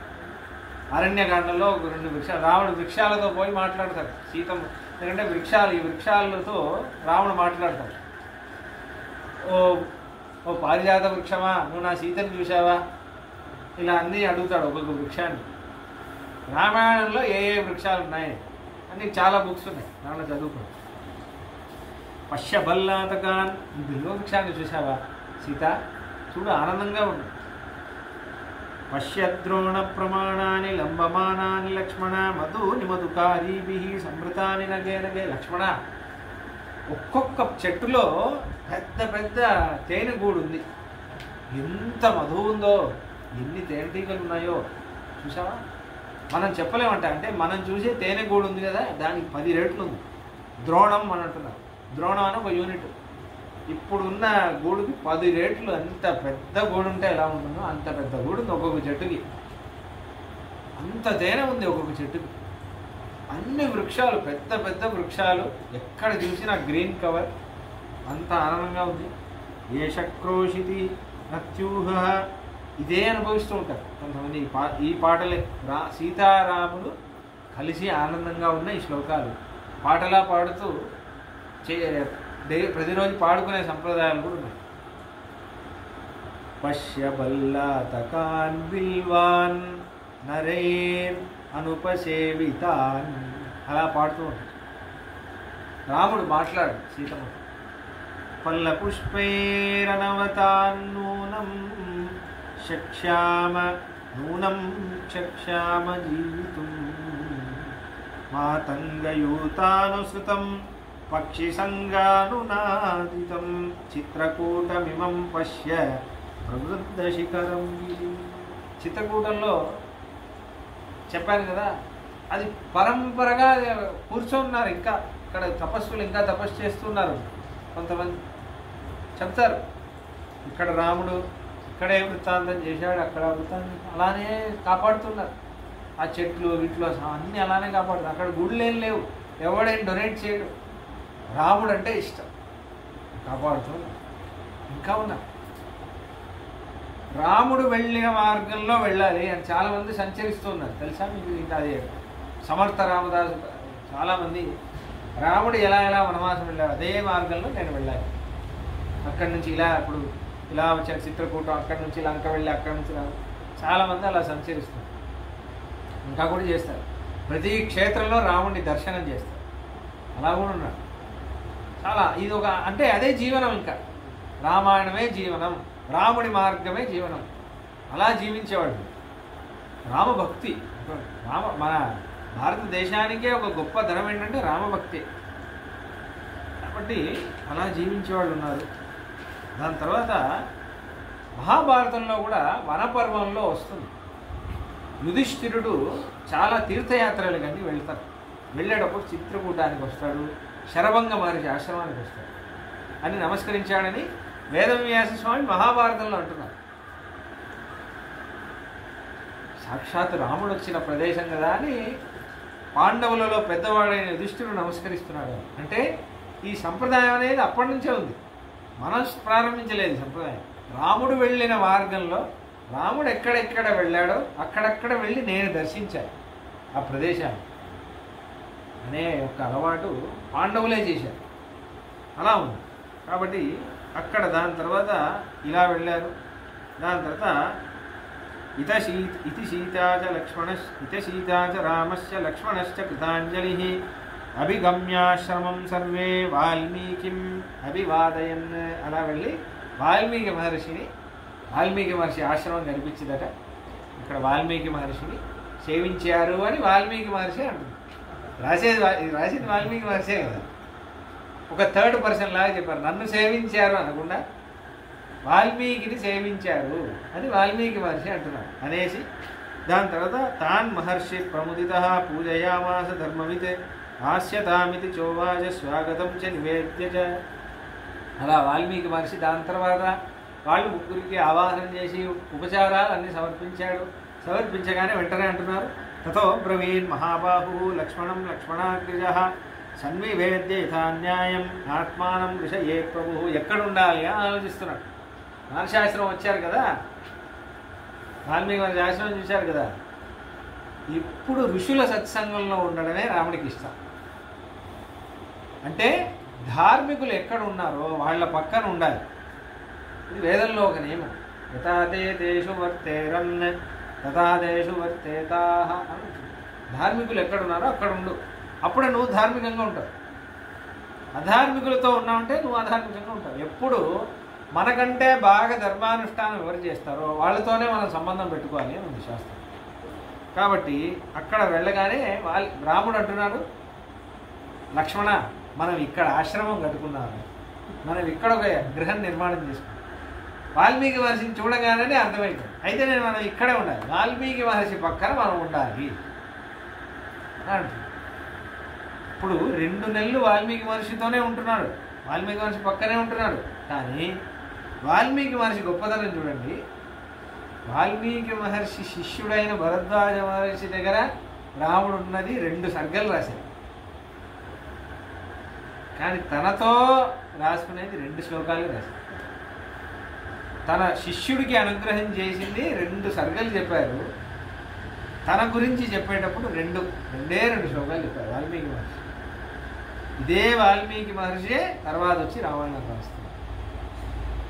సీతారాములు లక్ష్మణులు పక్కన ఇలా ఉండగా ఇదే వాల్మీకి మహర్షి ఆశ్రమంలో సీతమ్మ వచ్చినప్పుడు వాళ్ళ పిల్లల లవకుశులకి గురువుగా ఇదే వాల్మీకి మహర్షి అయ్యి ఆ లవకుశులకి తాను రాసిన రామాయణాన్ని లవకుశులకి నేర్పించి ఆ రామాయణాన్ని రాముడు విని తానే ఆనందపడుతున్నాడు. ఏమి లేలయ్యి. కాబట్టి ఇలా వాల్మీకి మహర్షి ఆశ్రమం దగ్గర వచ్చారు. చిత్రకూటంలో ఇలా నివాసం చేస్తున్నారు. దీనిపైన విషయాలు చేశారు కదా. మంగళం కోసలేంద్రాయ మహనీయ గుణాబ్దయే చక్రవర్తి తనూజాయ సార్వభౌమాయ మంగళం ఏవేతత్ పురావృత్తం ఆఖ్యానం భద్రమస్తు వః ద్రవ్యాహరత విశ్రబ్దం బలం విష్ణు ప్రవర్ధతాం లాభస్తేషాం జయస్తేషాం కుతస్తేషాం పరాభవః ఏషామిందీవరశ్యామో హృదయే ప్రతిష్ఠితః కాలే వర్షతు పర్జన్యః పృథివీ సస్యశాలిని దేశోయం క్షోభరహితో బ్రాహ్మణాः సంతు నిర్భయాः కావేరీ వర్ధతాం కాలే కాలే వర్షతు వాసవః శ్రీరంగనాథో జయతు శ్రీరంగశ్రీశ్చ వర్ధతాం చతుర్ముఖేశ్వరముఖైః పుత్రపౌత్రాదిశాలినే నమః సీతాసమేతాయ రామాయ గృహమేదినే జయతి యతిరాజసూక్తిः జయతి ముకుందస్య పాదుకాయుగళి తదుభయదనాస్త్రివేదీమవంద్యయంతో జయంతి భువి సంతః కవితార్కికసింహాయ కళ్యాణగుణశాలినే శ్రీమతే వెంకటేశాయ వేదాంతగురవే నమః. స్వస్తి ప్రజాభ్యః పరిపాలయంతాం న్యాయేన మార్గేణ మహిన్మహీషాః గోబ్రాహ్మణేభ్యः శుభమస్తు నిత్యం. లోకాः సమస్తాः సుఖినో భవంతు. జై శ్రీరామ్. జై శ్రీరామ్.